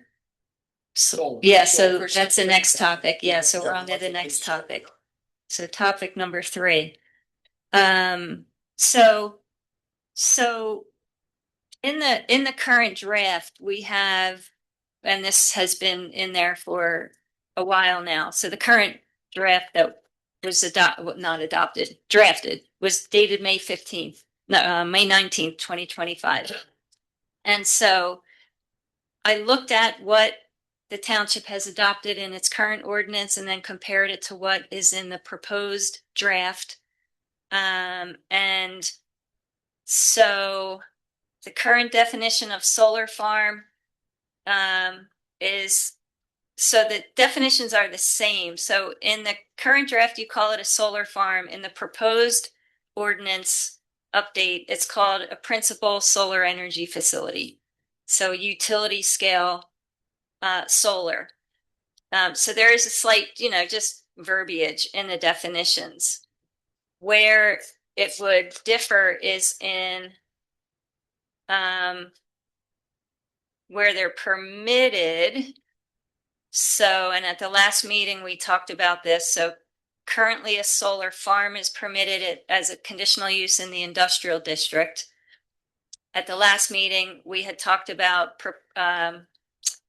permitting them as a conditional use in the industrial district, and then also on the parcel that has the current solar facility. The difference would be replacing the terms and the definitions. So instead of calling them a solar farm, we would just call them a principal solar energy facility and define them as is proposed here. Now, in the draft of the updated ordinance, there's a whole section on regulations for the solar facilities. And so, Leo, correct me if I'm wrong, but I think that the current solar development would be grandfathered into the ordinance that it was adopted under? If there are any that are proposed and get permission, they get approved, then they would become a non-conforming use. They would be grandfathered in. That's correct, Nancy. Right.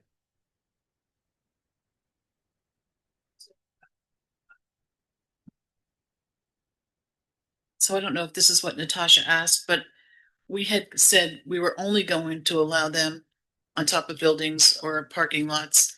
And is that what this is doing, other than the one that's already here? So the solar array, which is what you have currently, is a different thing. So the solar array, which is further down on the page, that is where in your current ordinance, solar arrays are permitted as a conditional use in the industrial district on top of buildings, and in the commercial district on top of existing commercial buildings.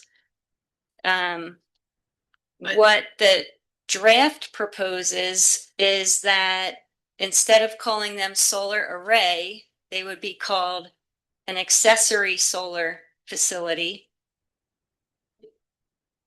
Because the difference is that with a principal solar energy facility or a solar farm, basically the same thing, the energy that's generated is used off-site. So it's sold, distributed to the grid, and distributed across the area. With an accessory solar facility or a solar array, whether it's on top of the building or a ground-mounted system, that energy that's generated is used to power that building. Now, the owner of that accessory solar facility could take the extra energy and sell it back to the grid, which people do to reduce their energy bills. I have a question. Okay, go ahead. Continue. So the difference and what I'm trying to understand is with the solar array as it is now in your current ordinance is basically an accessory solar use. It's on top of a commercial building in the commercial district, or it's on top of an industrial building in the industrial district, and that power is used presumably to power that building. So an accessory solar facility, the new language that's proposed in the draft ordinance, is the same thing. The difference is that the draft ordinance is proposing to allow accessory solar not just on commercial buildings in the commercial district, and not just on industrial buildings in the industrial district, but on any building across the township. So in a residential district, a homeowner could have rooftop solar. It also, or any other building in the commercial district, any other building in the industrial district could have rooftop solar. A parking lot could have accessory solar.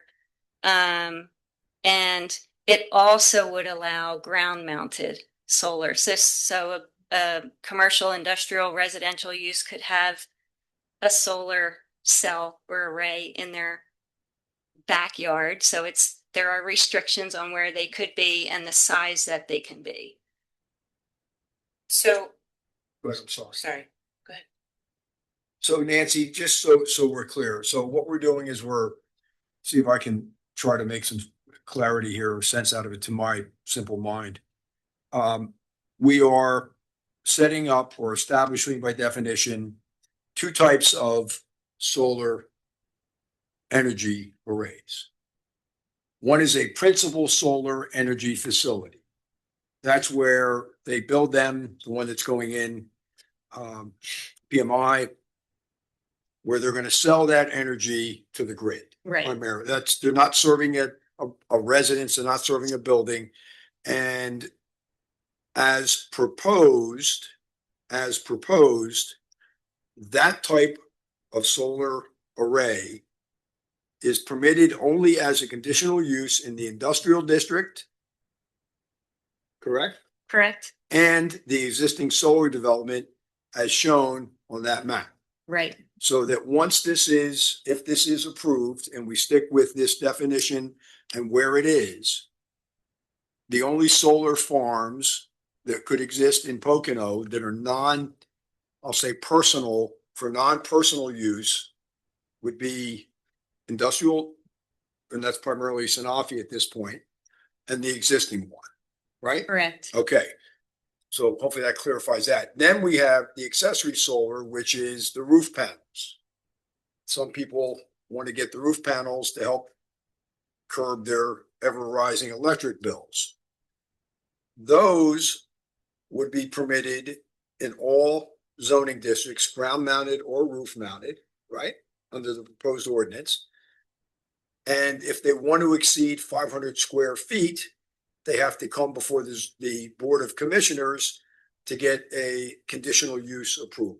Correct. So that's how the smaller I'll call them private arrays are being addressed. Is Right. that correct? That's correct. Okay.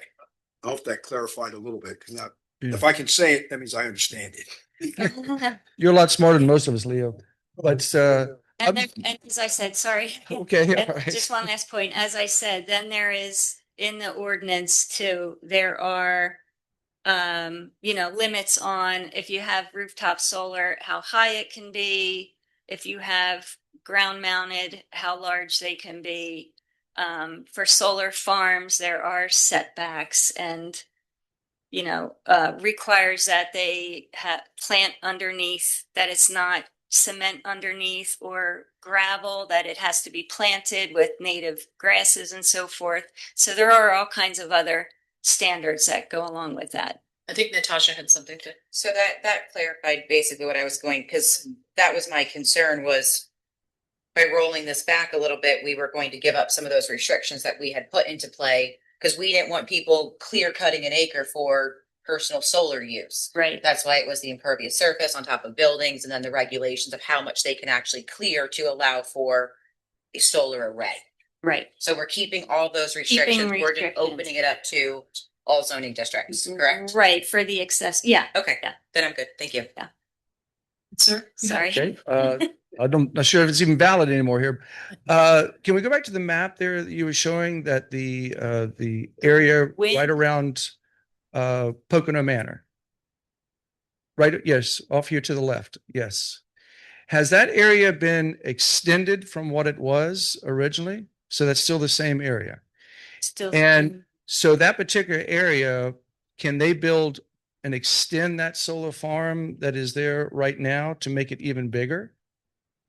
No, Under no. Current zoning, they may, because of how it was determined under the existing ordinance, maybe.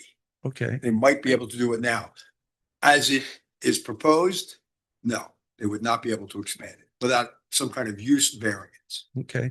And as part of this conversation, can they now add buildings onto that site that are more collection oriented versus just the panels themselves? Those panels go to now buildings for collection and distribution, et cetera? John, they have an approved land development plan, correct? Showing the building, showing the solar array fields, et cetera. They were to start adding buildings, zoning, I'm sure Paul would jump all over that. And as would engineering and the board, but as would. I'll be there first. That's it. I won't be the first one there. It's laying in front of the bulldozer, but Tiananmen Square, but yeah, I mean, they would have to come in for a plan amendment to start adding buildings or changing the array. I mean, their stormwater is based on what the plan is proposed. So the detention, I mean, if they started doing that, they would increase the impervious coverage. That would change their entire stormwater system. I mean, it would be unlawful. Let's start there. And then it would be a nightmare for them. Okay, good. I was just curious in terms of this conversation about that, because as we all see, it is such a blight on that mountain. It is absolutely has scarred the Poconos forever. So the idea that even more buildings and this thing growing even larger to look like an industry up there would be an absolute nightmare. Okay, thank you very much. Appreciate it. If you want to see the current overlay map, I have it pulled up here. I can show it to you. For solar. Oh, and this one? Yeah. That's for that's wind. Well, this would be the same for solar. Down here. So this where the map there is actually where the solar is now. This is where they could expand it to down here, including where they already are up here. But you're saying there's still be quite a bit of things that have to be. Well, they'd have to submit a new plan. Right. Yeah. Kill me. But it's allowed So there. Charles, I think, so I think that the map that you're referring to is no longer going to be. This is the latest one I have. So Yeah, if so you I changed think- it, I haven't think received a it's new going draft. to be, it's going to look like what you see up here because the solar overlay district will now be on let me just make sure I have this right. So for principal solar proposed principal solar energy facility district, conditional use in the industrial district and the existing solar development. So it will actually look the same as this map here, which is the wind. So basically wind energy and solar energy are both going to be on the industrial district and the current solar farm.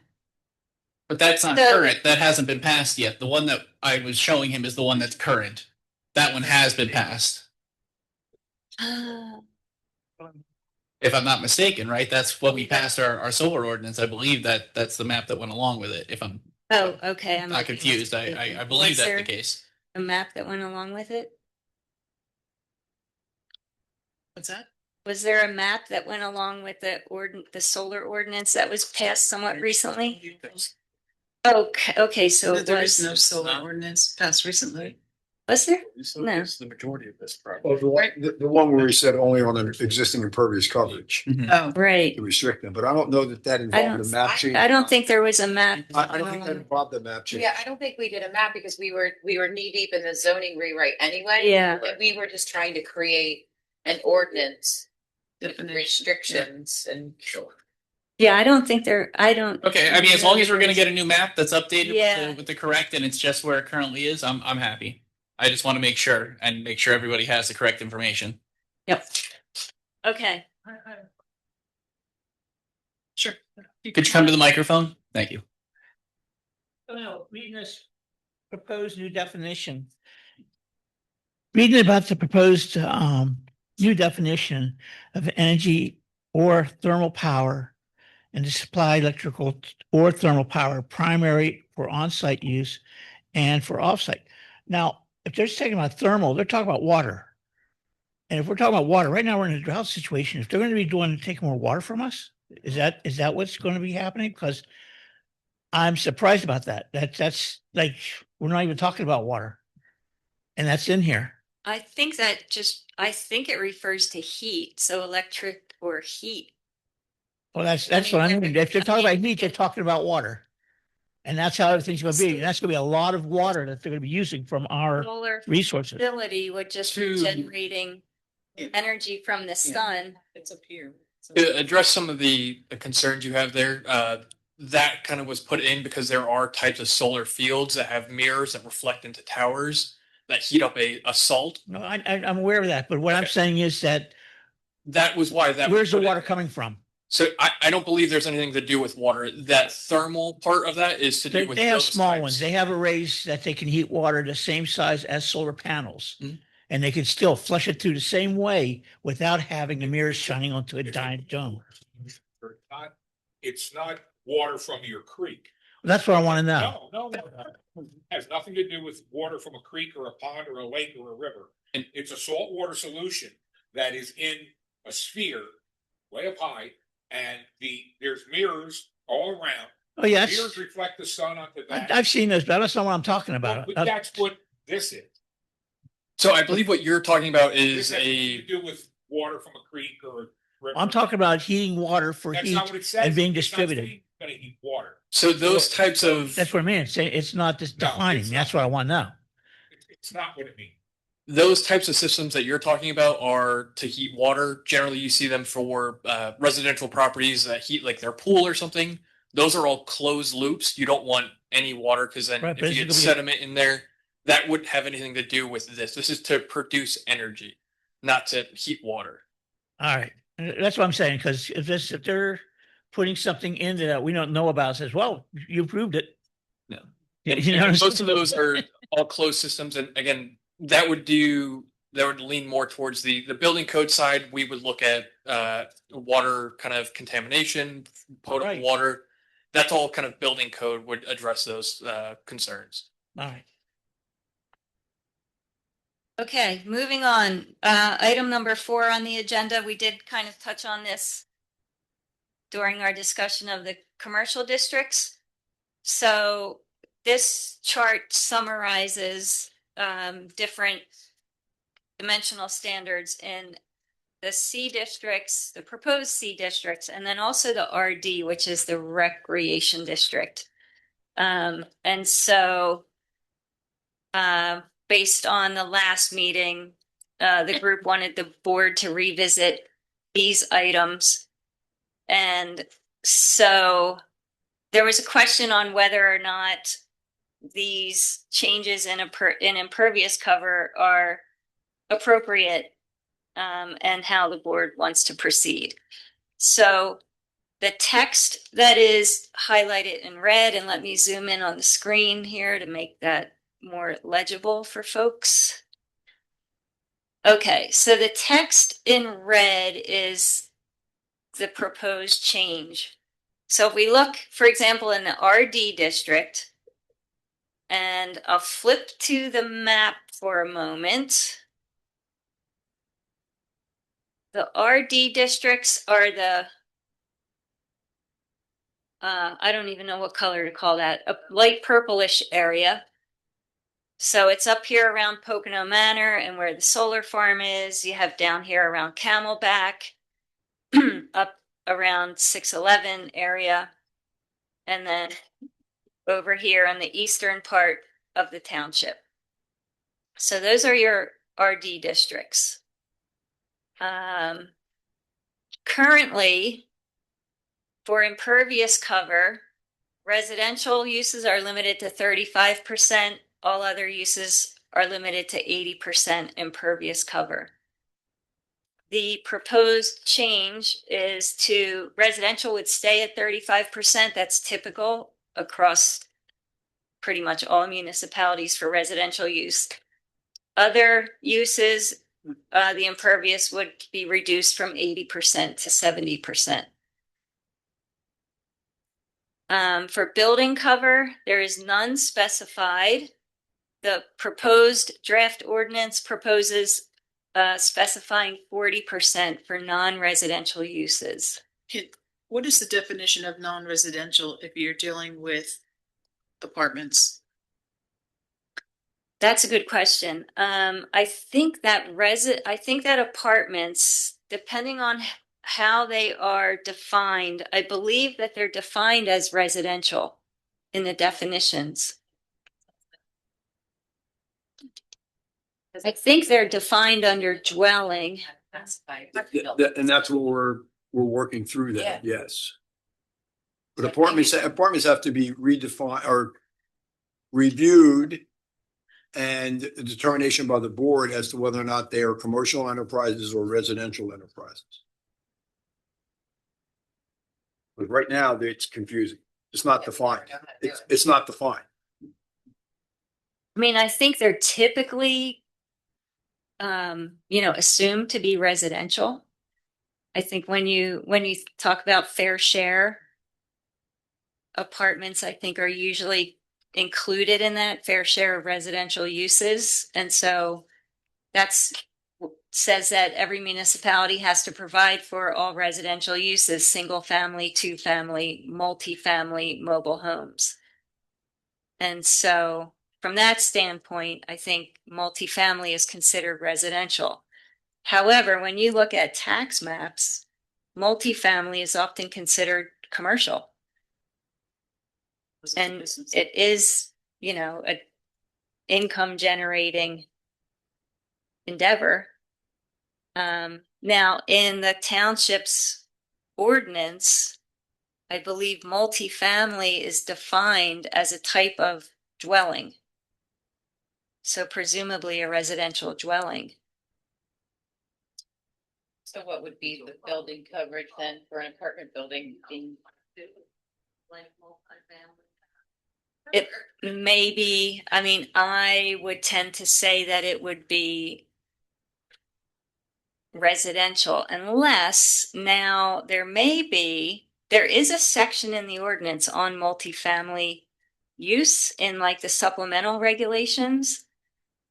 And that might allow for a larger building coverage.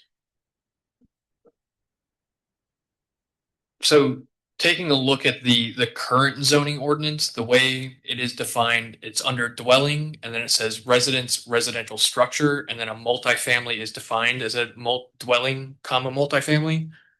So by my interpretation, technically it would fall in under that residential section, unless the board decided to change it to separate those out.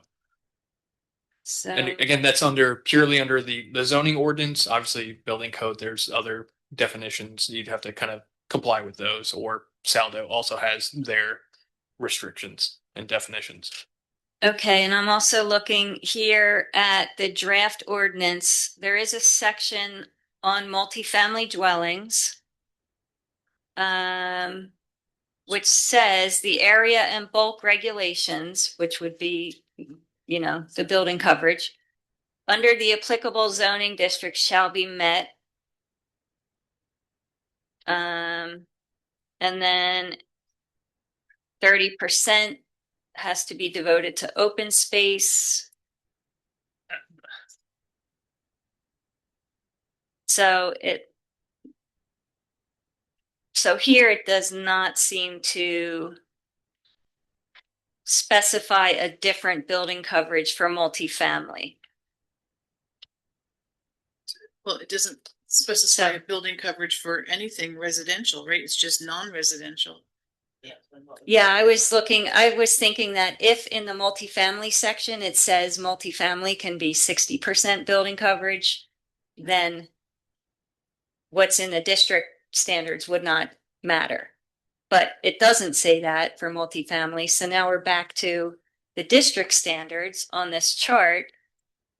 And so, I think it could, I would think because multifamily is defined under dwelling, that it would be considered residential and be subject to 35% building cover.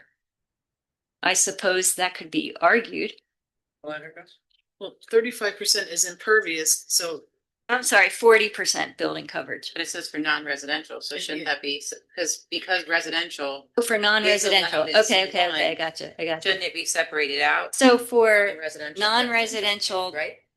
so residential doesn't have a building cover limit here. So So it should. The way I would interpret that ordinance, if the way it's written now, I would consider a multifamily a residential structure. So they would have to meet the residential requirements. There is no building coverage requirement or limit, so they'd be allowed to have 35% total impervious coverage. That includes any building coverage. Correct. So building and parking lot. Building, parking lot, any accessory structures that they may have, that would all fall under that one. So they wouldn't be limited to. Essentially, what that part of the ordinance is trying to do is expand it to allow for parking for commercial uses. This would kind of restrict it more. So all in all, for the audience, you'd be restricting multifamily dwellings to a smaller footprint that they'd be allowed on a parcel.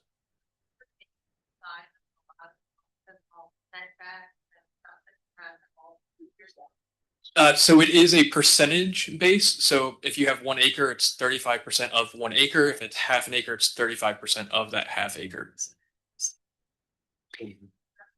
And let me go back and just clarify where this came from. In discussions with the zoning task force, another group that was working on this draft, similar to how the C1 district is trying to reduce the size of the buildings that could be built there to make it more kind of neighborhood scale.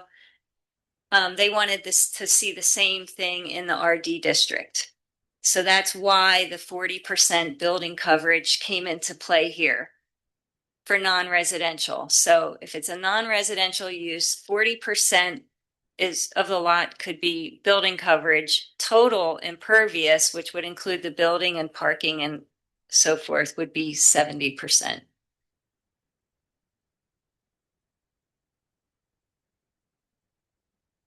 Okay. You know, let her go.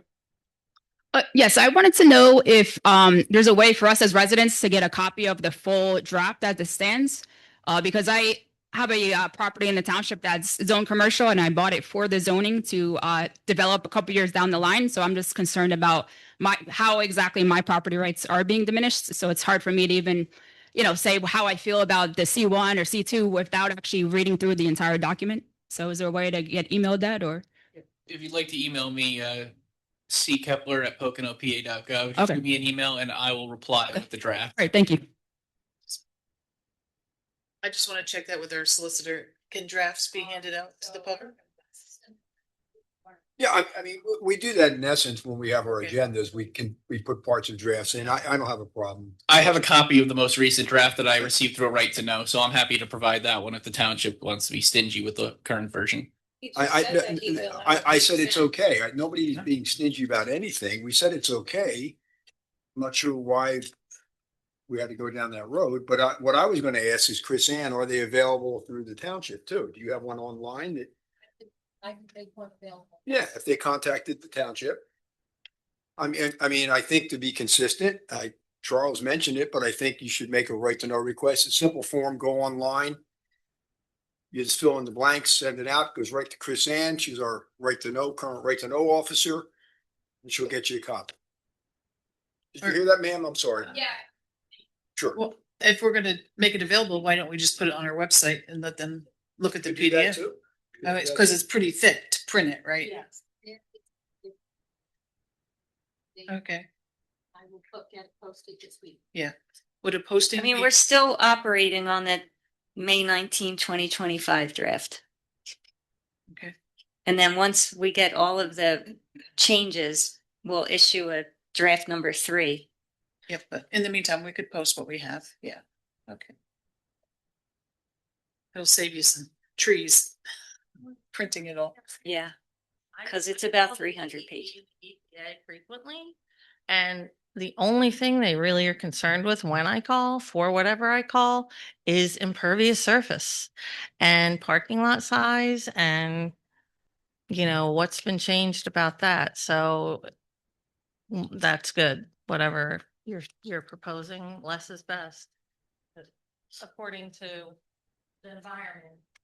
That's what they care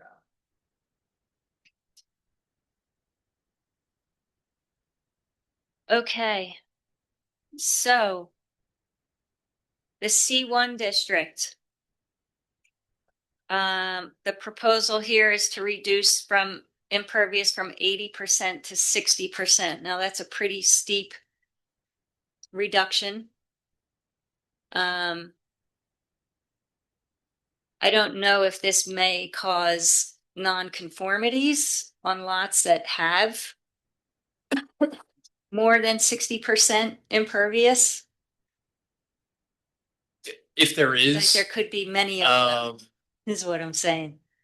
you're probably looking at the crossings, some of the like Y stores, things like that that have large park.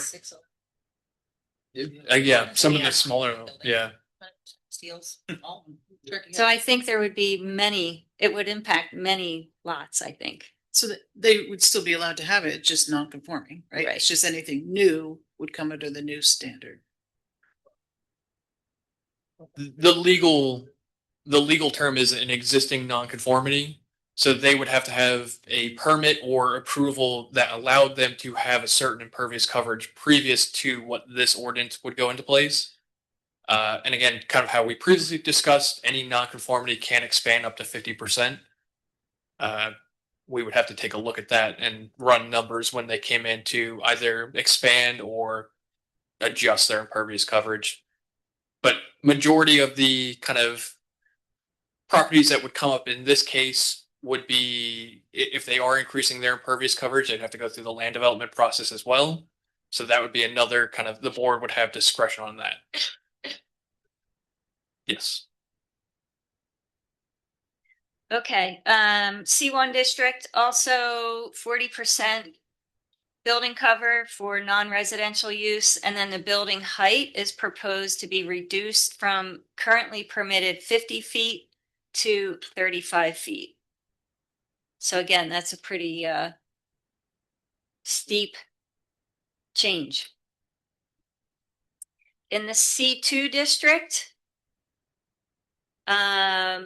impervious cover reduced from 80% to 65%, and the same with the C3, 80% to 65%. Can I just ask a question, Nancy? And it's for John. So, or for Paul.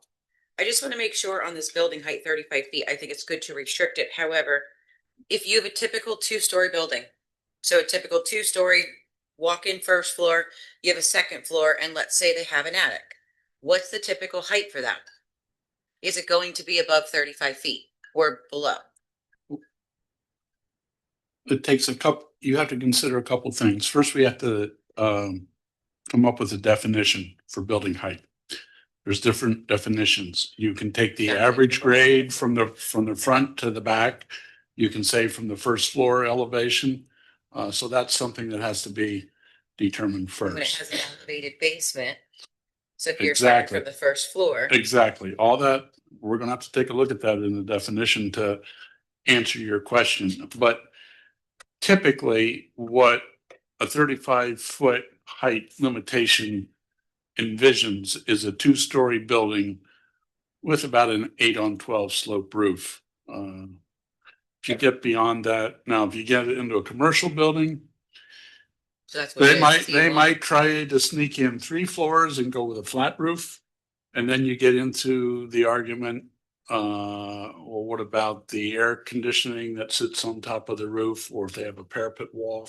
So all this has to be looked at in our definitions. But again, typically, a 35-foot height limitation is normally 2 feet or 2 stories in a residential building, and there is room for an attic, and 3 stories on a commercial if it's going to be flat roof, unless you think differently, Paul. So John, pretty much spot on as always. Our current zoning ordinance does kind of outline those different types of roofs, how you determine the building height. So if it's a typical A-frame or a slope lean-to roof, flat roof, parapet wall, those are all kind of defined in there. To kind of give you an update, the majority of the permits we issue for residential properties, the houses are maybe 25 feet in height. It very rarely gets above 35. So typically smaller in the C1, those less intensive commercial uses are going to be under that 35 height. For the new buildings. Yes. But a lot of the existing buildings are gonna be over that 35. Unfortunately, it looks like. Based on what I'm thinking, up and down. I mean, I don't care. I'd rather restrict it. I was just making sure that we weren't in Pandora's box with the 35 feet. I don't think there's very many buildings on, especially the 611 corridor or other properties. I don't think there's many that go over 35 in height. So I don't think we'll be creating very many nonconformities, if any. Again, I don't know all of them off the top of my head, but I don't believe there's any that are too high. May I comment on that, please? Yeah. So that's one of the things I'm concerned about. I own a commercial property that is being downgraded to C1, but it's located on the 611 corridor. It's a 4-lane highway there. It has public sewer, public water, and the possibility for natural gas. It's right by the turnoff to Mount Airy and stuff. And I just think it's to downgrade it to the size of a single family house when you're on a 4-lane major highway connecting all the resorts. That definitely doesn't seem like it's in line with the rest of the development already in that zone. But also in terms of planning, I mean, there needs to be development somewhere, and that's on the highway. So I think either things need to be rezoned away from C1, or there needs to be some change with that because it doesn't seem to be consistent. Can you pull up the map? Can you identify the parcel you're talking about? So it's all the way at the very end of the C1 where it's in between the industrial and the research development. So right there. And it's a 4-lane highway, has public water, public sewer. And it's right by the turnoff to the casino. So, I mean, I think that area there, I mean, you have the sheets, you have you have the big whatever that industrial. And it's right on, it's like literally right on the highway with no setbacks. That thing's huge. You have the Swiftwater Hotel and all that stuff there. So, I mean, I think it's not fair to restrict people that just haven't built yet, but they bought it to build. You know, I think that needs to be taken into consideration.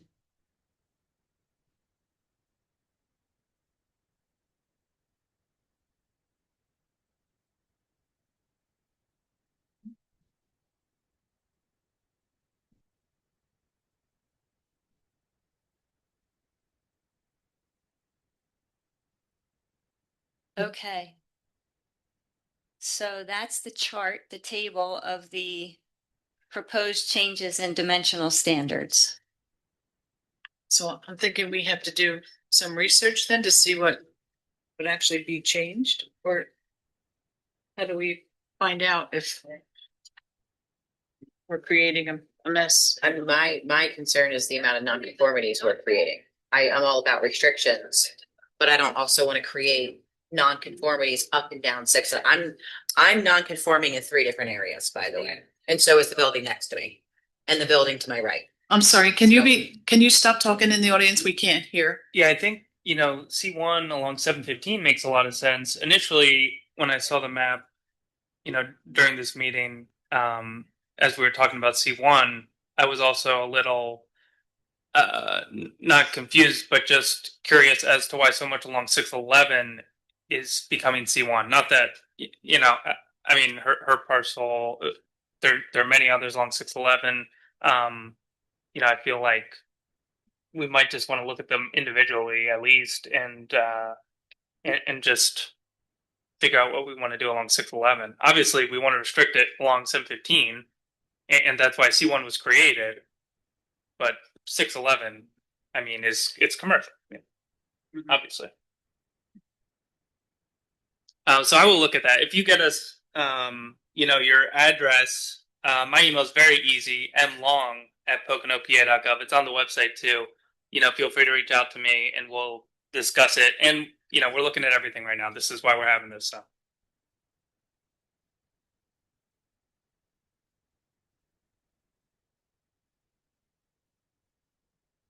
Okay. So we'll take a look at the C1 along 611. All right. Next on the agenda, item number 5 is the conservation subdivision design standards. So conservation subdivision design. Yes, I might have had a change of mind here. Um, I talking to a developer, well, Brian, who used to sit on the board, and he had said no developer, or I'm paraphrasing, I don't want to quote him, that the 50% set aside was too much, nobody would do that. And I agreed, because I didn't know. But then I was talking to another developer who said they would do that because it's less cost as far as roads, still get the same number of houses on there. So my question is, does it have to be a yes or a no, or we have this and a PRD? Can people have options of what they want to do? Because maybe somebody wants to do a conservation district, and maybe somebody wants a PRD. So do we have to stick with one, or can we have options? It's funny that you say that, because I thought of that myself. It's, could you have both? And I don't see why you couldn't have both. I mean, originally the idea was that conservation design would replace PRD, because PRD is seen as a little bit antiquated. But I think Pocono Township's PRD isn't so bad. I think it's more density. It might not be, actually, but yeah. Because I think it depends on the kind of property you have, right? If you have a big lot that has a lake and a stream, and you could set aside easily 50%, probably, because you wouldn't necessarily want to develop that.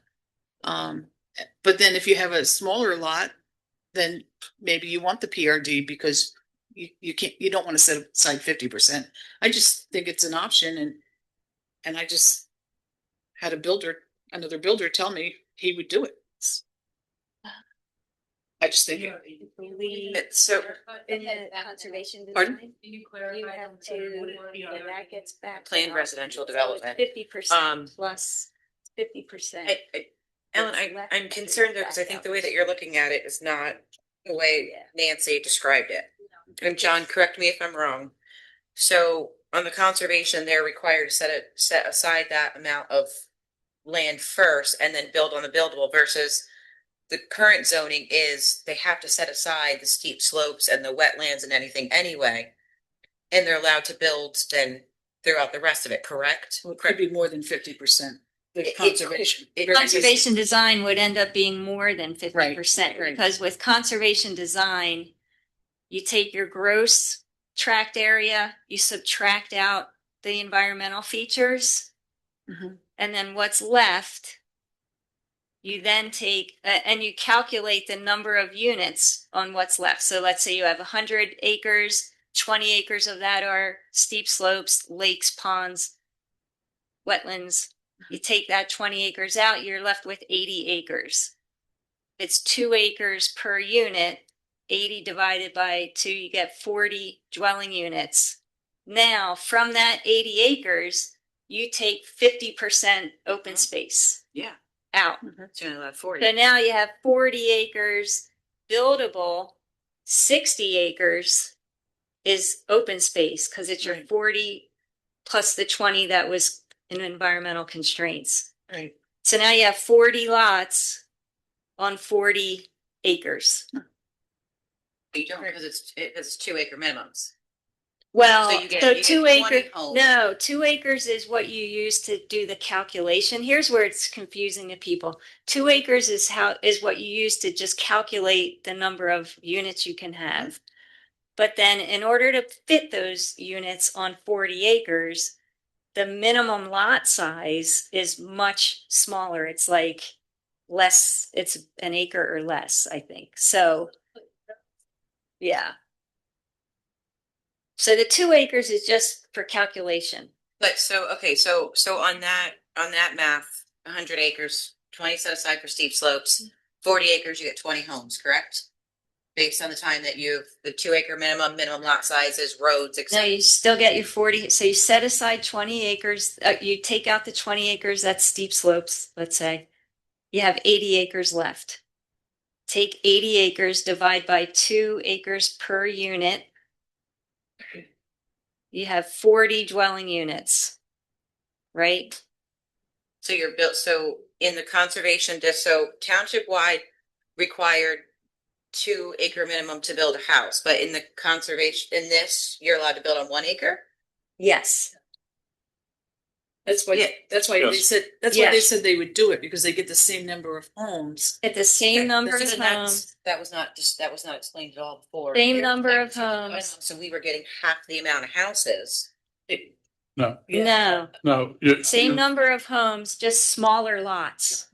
It was confusing. Same number of homes on smaller lots. You need those smaller lots so that you can fit the homes and have all of that open space plus the roads. And for developers, yeah, I mean, it's less site preparation, less infrastructure they have to build.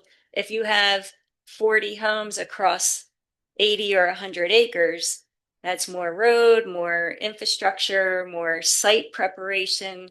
So it's No basically clearing and- condensing all the houses. Yeah, it's like a smaller, cluster. So you have a lot of houses in a circle, and then Right. you have open space. Yeah, That's and it's also written though so that you don't have this like cluster of houses and then open space. It's written so that you have open space, but that open space also is in and among the houses, so you have like a nice looking neighborhood. Wouldn't that You be know? the same as a 2 acre minimum though?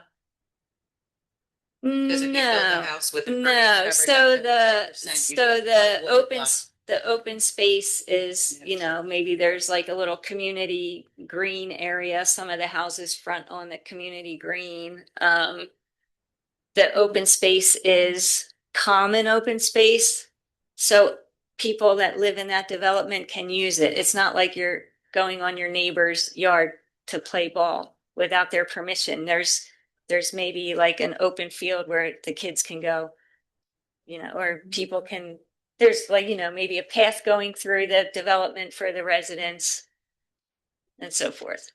So it's common open space as opposed to open space that's privately owned in somebody's yard that doesn't want anybody in their yard.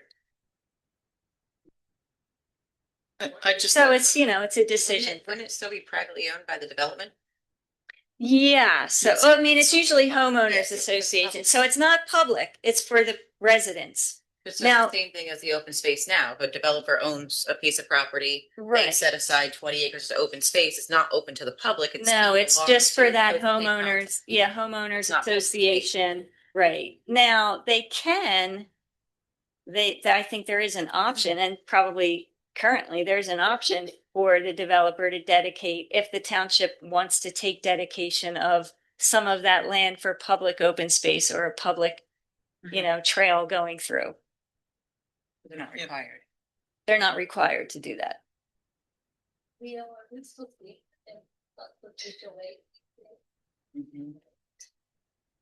Actually, you are, for the storm detention facilities. Townships are not taking them over as they once did. So typically municipalities will require HOAs to at least maintain the stormwater ponds and everything else. If you get into a situation where a community has private roads, then a homeowner association, if they're not willing to dedicate them to the township, or the township's not willing to take them over, then at that point in time, the HOA would also charge dues to cover plowing and maintenance of the roads.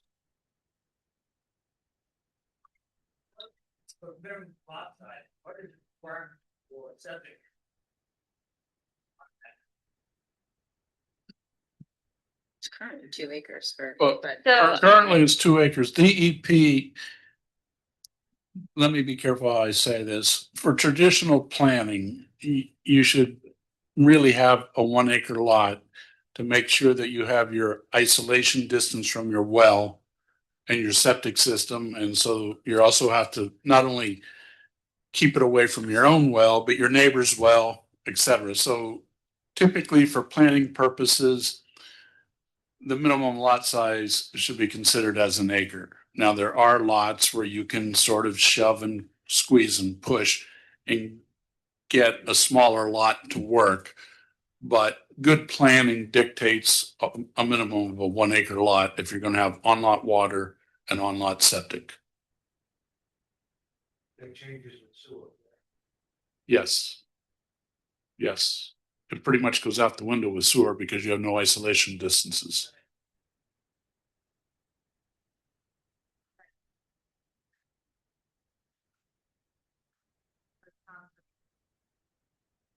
Like it'd be Warner Road and. So the conservation design that we're talking about, this type of development would be permitted in the R1, R2, R1, R2, and RD districts. So it's not just for the conservation zone. Yeah. I mean, in these green, so the green is the conservation district. This is state game land. And as you see, this area outlined in red is new state game land. So apparently the state just added this. So this is going to be proposed to be rezoned to conservation district as well. And then, as we talked about, this area where the bog is conservation district. And that is, I don't think the conservation district allows anything except open space and maybe like a building associated with, you know, state park or something.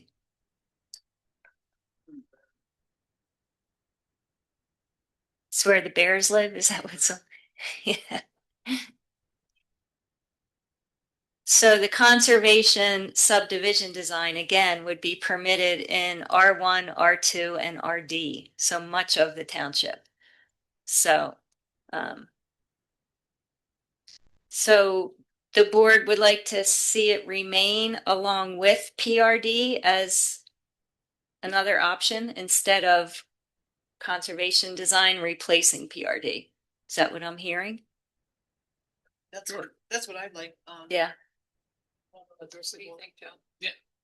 Okay. No, the question when I may have seemed opposed was when it was the cluster was replacing the PRD. I believe the PRD, given the type of constraints that we have in Pocono Township, allows for a more flexible design than what you're going to experience with the conservation district. That's not to say there might not be some tracts of land where the conservation district is appropriate and a developer may want to use it. So I think if you give them both choices, you can't go wrong doing that. All right, great. Okay.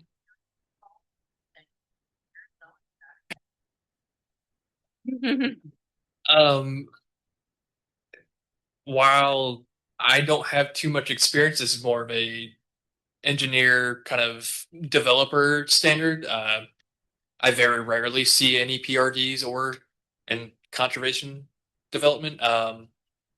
I don't see there being an issue with either. They both give options. They both protect kind of natural resources, all of the things that the audience is very concerned with.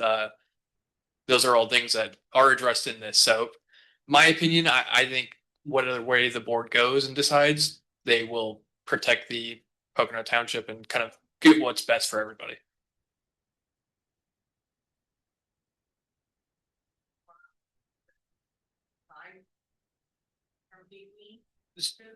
That would be under the new standards and kind of PRD. That's for kind of your HOAs you'll see. So existing HOAs you can see nowadays kind of throughout the township, they're smaller parcels. They went through this same process previously.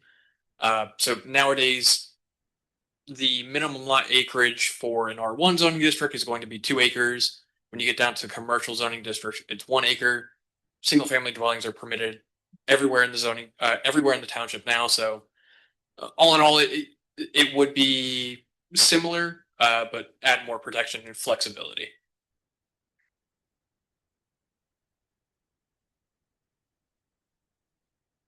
Frank, really, to Pocono Township resident, my only concern would be, does that open us up to any kind of lawsuits? Is this something that the developer gets to choose on their own, or is that something that has to be approved by you guys depending on which way they go? The latter. Okay, but then does that open us? they get to choose whether if they want to do some kind of unique development or want to agreeable to this type of development, they get to choose either we'll go the PRD route, which is the ridge currently. Or we'll go the conservation. Your microphone's not on. Oh, I'm sorry, I turned it off. I thought I turned it on. So I'm sorry to repeat that. You know, currently there's a current PRD out there, which is the ridge. The conservation, we don't have any because it's not yet in force, but it's a developer's choice. I don't see any litigation. If they choose that they want to do a conservation type development and restrict 60 of 100 acres, but still are able to get the same density that they would, that's a plus for the township. Okay. I mean, in other words, I guess my concern would be on a property that's a sensitive property. It might be in their best interest to go one route or another, but then have more potential damage to the environment, let's say. And then when they apply, they say, oh, well, we can get this if we go this route versus this route. And then when the board looks at it, they say, well, you know, it might be better to go this route to protect the environment. Is that where people can butt heads? I don't think so, Frank, and I'll let John chime in, but you know, you have to remember against the background of all this is the property itself. Right. Meaning there's a pond on the property. Can't build on that. There's wetlands. There are certain restrictions and buffers concerning that property. There's steep slopes. So against the backdrop of whether it's a PRD, just because they elect PRD or conservation district doesn't mean that they can disturb those already protected environmentally sensitive areas. Okay. I mean, that comes when you buy that piece of property. You're saddled with or have those issues. That's nothing the township would create by saying you have an opportunity to do a PRD or a conservation district. Okay. It's all property driven at that point. Okay.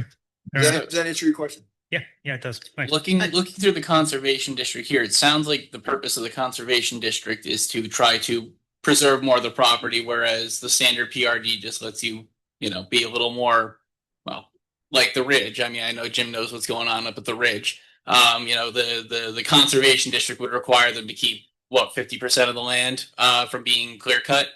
So, you know, developers aren't going to use it. If we leave both in the ordinance, I don't think they're going to use it because it's going to be, you know, they can sell that lumber off and they can, you know, build bigger high rises. Are there any current law rules or ordinances saying how much they can log on their property or not log on their property? And are there permits required for that? And the reason I'm asking is because unless there's a permit open, but the old DeHaven property is being logged, is there a current? They do have a timber harvest permit for that. I just noted that the other day, so thanks. My understanding in the rewrite is you can only clear 50% of forest, but if you're a timber operation, you can clear all of it. At least that's what it looks like in the But ordinance. timber operation means that's what the land is for. Well, that's what you're using it for. So you do a timber operation, you clear it, and then you put a shop right in. You know. Got it. All right, thanks. My only thing with like something like the conservation district, and this is another topic I think we have to yet go over, is if you're going to put aside 50-60%, I don't think you should be paying in lieu of fees. So I think they would be exempt from in lieu of fees. But I'll have to check that. I think that we addressed that because I know that came up a while ago, but I'll double check that to see what the fee and lieu situation is there. Okay. Nancy, just one other thing to look at too in this is, and not that I'm for changing the minimum lot size, but when we're looking at this CSD district, you're essentially promoting HOA type of structure. Because if somebody does a subdivision of that caliber, 40, 50 homes, there's going to be an HOA. They're essentially allowed to build on half or 3/4 of an acre because they preserve open space, which is still private space for the development only. Right. And that's allowed in R1 and R2 zoning districts. And then you're severely restricting a single family homeowner who's required to have 2 acres to build on. And then in the subdivision with a potential HOA, they're allowed to build on half an acre or 3/4 of an acre. I would just be worried. I want to look at bridging that gap a little bit if possible. just to make it kind of fair. Right? And not that I'm for, they're minimizing it or maximizing it, but it's like, how is that fair? So you get to move into that community and you get to build on a half an acre, and then I want to buy a parcel in R1 and I'm required to have 2 acres minimum to build my single family house. That's not fair. Well, again, it's getting back to the density calculation. So they can build on a quarter acre. However, they still, in a sense, need 2 acres of land to do that. The 2 acres But it's is still in that private land for the formula. development. It's not public open space. It's still private land for the development. I can't just go use that facility unless they dedicate it to the township. But if it's an HOA and they own that space, it's not public open space. Right. So they get to build on a half an acre. Me as a single family homeowner, I have to have 2 acres to build, which is mine's private too. So why do I get required 2 acres and they get a half an acre? They're technically they're not getting a half an acre. So because it required, in order to get that half acre, they had to have 2 acres worth of land in that development for that, because the 2 acres is used in the calculation. So their house is on a half an acre, let's say, but it required 2 acres worth of land to get that. So it's equal in terms of that's given away, and you can purchase that land cheaper because it's not as much. If I buy 2 acres, it's $15,000. If I were to buy that to build on, it's going to be $5,000 because it's less acreage, because I dedicated over half of my acreage to the open space of the community. Potentially. It's potentially, absolutely. Again, we don't have to make a decision tonight. It's just something that I'd like to look into a little more, because I think it should be fair across the board. Yeah. And we're encouraging subdivision of large parcels of land for building on smaller acreage, and it's not fair to single family homeowners who are required to have 2. That's just my point. Again, we can deep dive another day. All right. To kind of jump on that, there is in the current ordinance, and I believe in the rewrite is also going to have this, that non-conforming lots, you are allowed to build single family dwellings on those. So that would kind of give some protection to existing. It's only the new division of those properties. So you wouldn't be able to divide smaller than 2 acres for any one. So let's say you had 5 acres. You'd only be able to split that up in the R1 zoning district to 3 and 2 acres. Where conservation district, one of the benefits you have there is that you're going through that planning. You know where your neighbor's septic is, where your well is, where your septic is. That's one of the kind of trade-offs for that development, going through that bigger idea, versus where if you have 5 acres, you split the 3 and the 2, you say, I'm splitting it, it is what it is, and deal with the septic later. Yeah. No, I get that. I'm just worried about even the non-conforming lots, you know what I'm saying? Even the non-conformings are still an issue.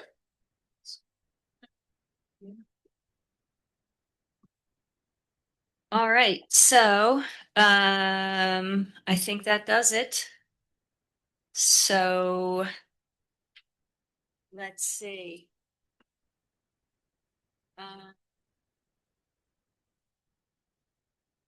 right, so we still have questions on the C districts. Principal wind energy facility, I think we put that to rest. The solar, I think we've put that to rest. Dimensional standards. We just have to check into to see if it's going to make more non-conforming than right want to make. Right. And who would do that? I can take a look at it. Okay. I did look up some properties while here. So the new Swiftwater apartments that Anthony Mulla did, that building in the rear is 45 feet tall. So that kind of gives you an idea of, in perspective, of what a building would be like. And I believe that's a 3-story tall apartment complex. That would be on. It's currently C. I believe it's C1. Can you zoom in? We only have Nancy? one C. Yeah. Now, yeah. So currently it is C. It would be zone C1. What's the building that the hotel Swiftwater is building next to it? Are they building another building? Or that? It's a convention center, right? Yes, the Another, This same. it's people owned by who- all the same. Yeah, the individual. Trapassos are building a, yeah. Yeah. There's also a hotel and then another hotel. There's a big, what do you call it? I think it's a Marriott and an extended stay, and there was a unit one woman that got up and spoke out with another hotel right behind the PEC. Mhm. So, guys are the builders for the Marriott and the extended stay, which is in addition to the event center, and then another hotel just further direction added, but was the other woman who spoke about. Would any of that be considered non-conforming once we move from C to C1, just out of curiosity, or would that's all we can expect to see in C1?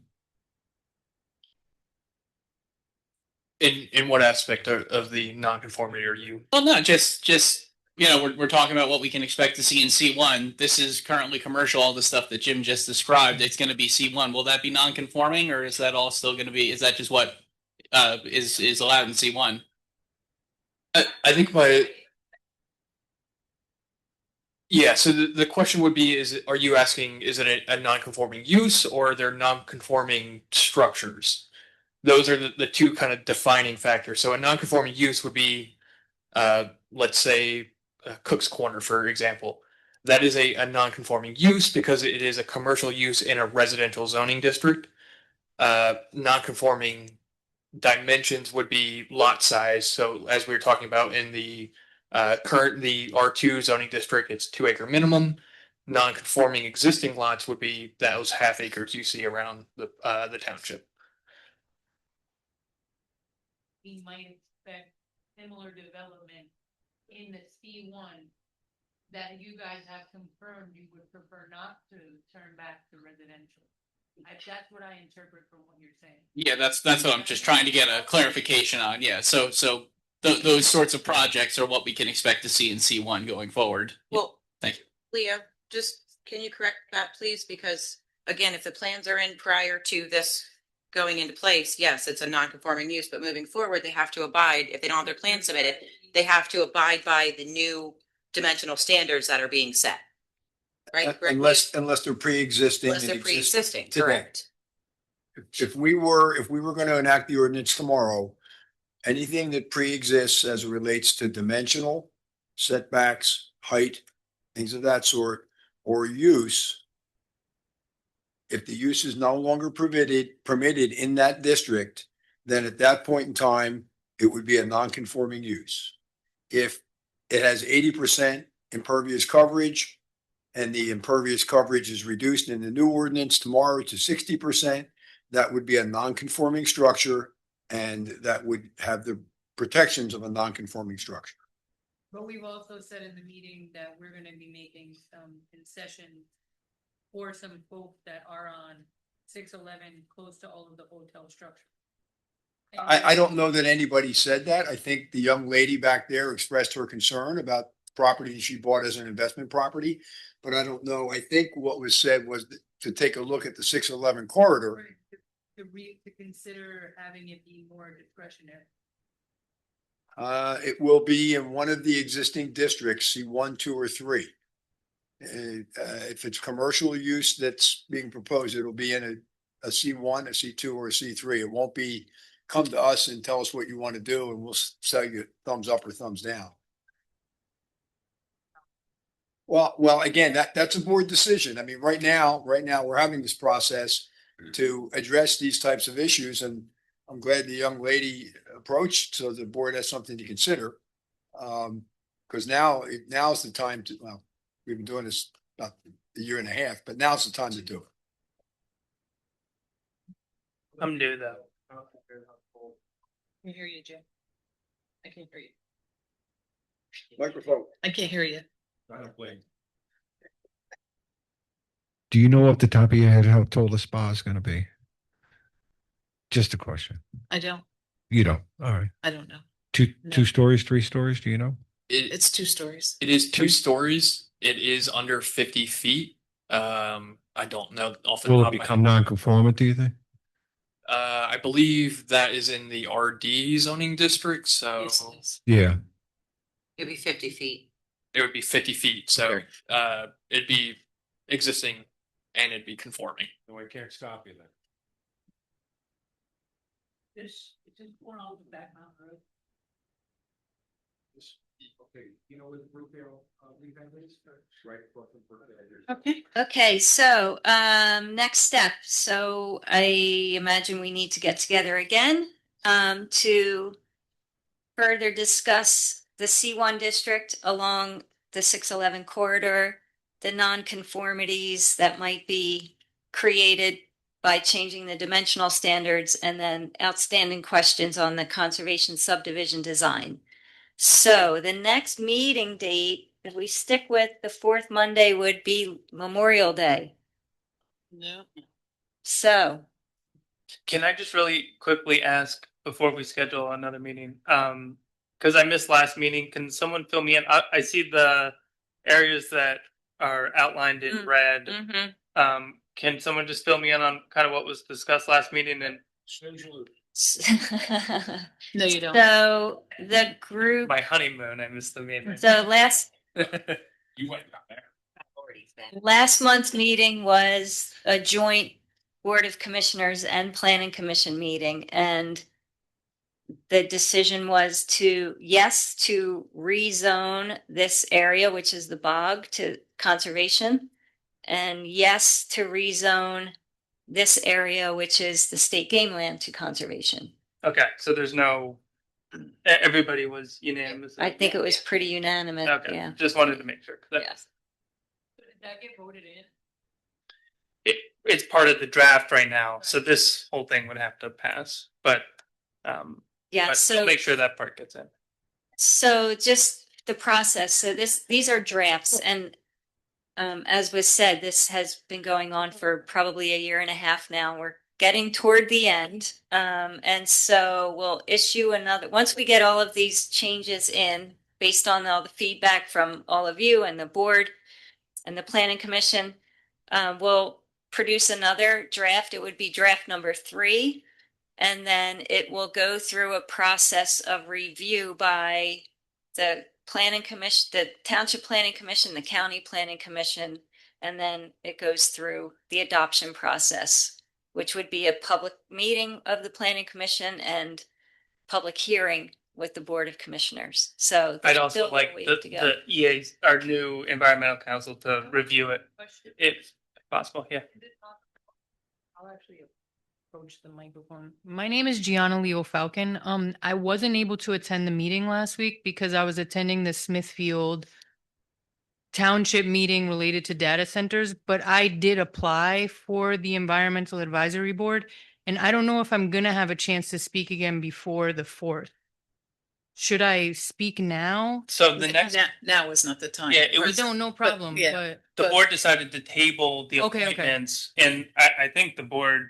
I voted no for the record. Sorry, but I think the board decided to let the people who missed that meeting Okay. to speak at the next meeting. Right? Okay. She is on the list. Yeah, I okay. know, yes. Okay, thank you. Yeah. Thanks for confirming. The next BOC meeting. Okay, so next meeting date, May 25th is Memorial Day. Do we want to try to pick a date now or do an email? No, let's try to pick one now. if Well, we can. are we gonna do this solo or are we gonna have the planning commission I with think us? probably, I mean, that's up to you.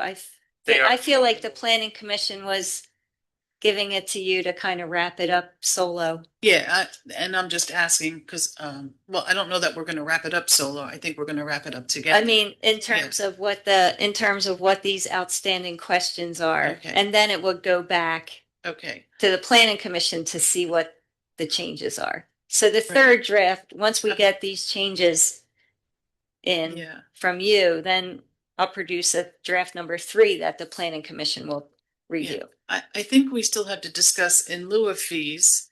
Right. And also, John, I think you had done a comparison of the conflicts that we need to. I did send those to Nancy. Nancy, I believe you received those, didn't you? Yes, that's for the saldo. So yeah, there's also the saldo that is part of this as well. Yeah, so I don't know if it's And- our next meeting or if we need the planning commission on those items. Would like to weigh in on this a little bit. Right now, as it stands, we may be canceling the planning commission meeting for the 8th due to the fact that there's nothing on the agenda. So it may be a good date to move this work session to. Yeah. If What'd you say? Okay. the June 8th, June 8th. because the first board meeting is June 1st. And then the planning commission meeting would be the 8th, and I have received nothing new to add to the agenda that would be addressed by the planning commission And if at any this time. of them want to be here, they can be. But June 8th works for me. Works for me. Charles, how's that for you? Yeah, that's fine. Thank you. Natasha? Doc, No, you said you were good, right? Confirm that's gonna be when the appointments for the advisory board are? No. No, so that is June. May 4th. May 4th. Okay. Yes. The 8th is exactly like we are tonight. May We're the 4th supposed to be be with- discussing the zoning and everything. Thank you. That's my dog's part. I'm Patrice Lanucci. No. I have a question. On the appointments that you were gonna post for jobs, like for, I'm not sure, Yeah. the manager or Yeah. I have sons that are college educated and that's a whole nice thing. So where do you, what do you do? He downloads the application? And We the, have to come up with the ad and then it'll get. okay. Yeah, it'll be And, voted on at a public meeting. Yeah. and then another question was for the when we talked about the Environmental Advisory Committee, I believe it was that that it was going to be a committee and then it would be overseen by you guys, the BOC, and then Leo and John. If they had questions. Now I believe you told me, Leo, that we needed a planning commission person on it and a BOC. The makeup of the EAC is, I think, 7. Or So yeah, that's it's 5 residents, 1 planning commission representative, and then 1 BOC representative. So that's the 7. in the committee or Yeah, it's a council of 7. that's kind of crazy. Like Well, 'cause planning commission is. reporting to the planning commission who you're trying to help. No, they don't report to the planning No, commission. but they're going to be on the advisory committee. That doesn't. There's 1 planning commission representative on the EAC, and there's also 1 commissioner, one of us, on the Well, EAC. I thought it and was then just 5 that residents. that's not what was discussed though when you Yeah. discussed it. There was nobody In on the the. very beginning, that's been in the draft ordinance that was advertised and agreed Did I get it upon. wrong? Yeah, did you remember that? Yeah, that hasn't I thought it was I thought it was just community members and then that you would report to you guys, I whoever mean, I they think were. it's a good idea to have a planning commission member and a board of commission member there. But not that one. He's very out of. Well, anybody pocket. can apply. Anybody I can have, apply. well, I don't know how you contest, but I will contest if there's a way to contest because Yeah, you it's can not speak out. awesome. It's not cool. Okay, we're So- kind of off topic here Well, because this it's is just planning saying, commission. Like, well, that was the advisory committee thing. Yeah. And so I'm not sure. We'll discuss it at our more. next meeting. So Okay. we're planning for 5 o'clock, right? On the 8th, not 6 o'clock? 5 o'clock, yes. 5 o'clock. Okay. Okay, that's it. Thank you, everybody. Before you adjourn, I just want to ask one question. Do you think that the outcome of the 611 study that they're doing, the corridor study, will affect any of the zoning that you're planning on doing? You know what I'm talking about? Yeah, the study they're doing for the expansion and or work that's going to be done along the 611 corridor. Would that impact any of the zoning that you're proposing? No? Okay. Thank you. Thank Thank you Thanks, everyone. for coming out. Just in case anybody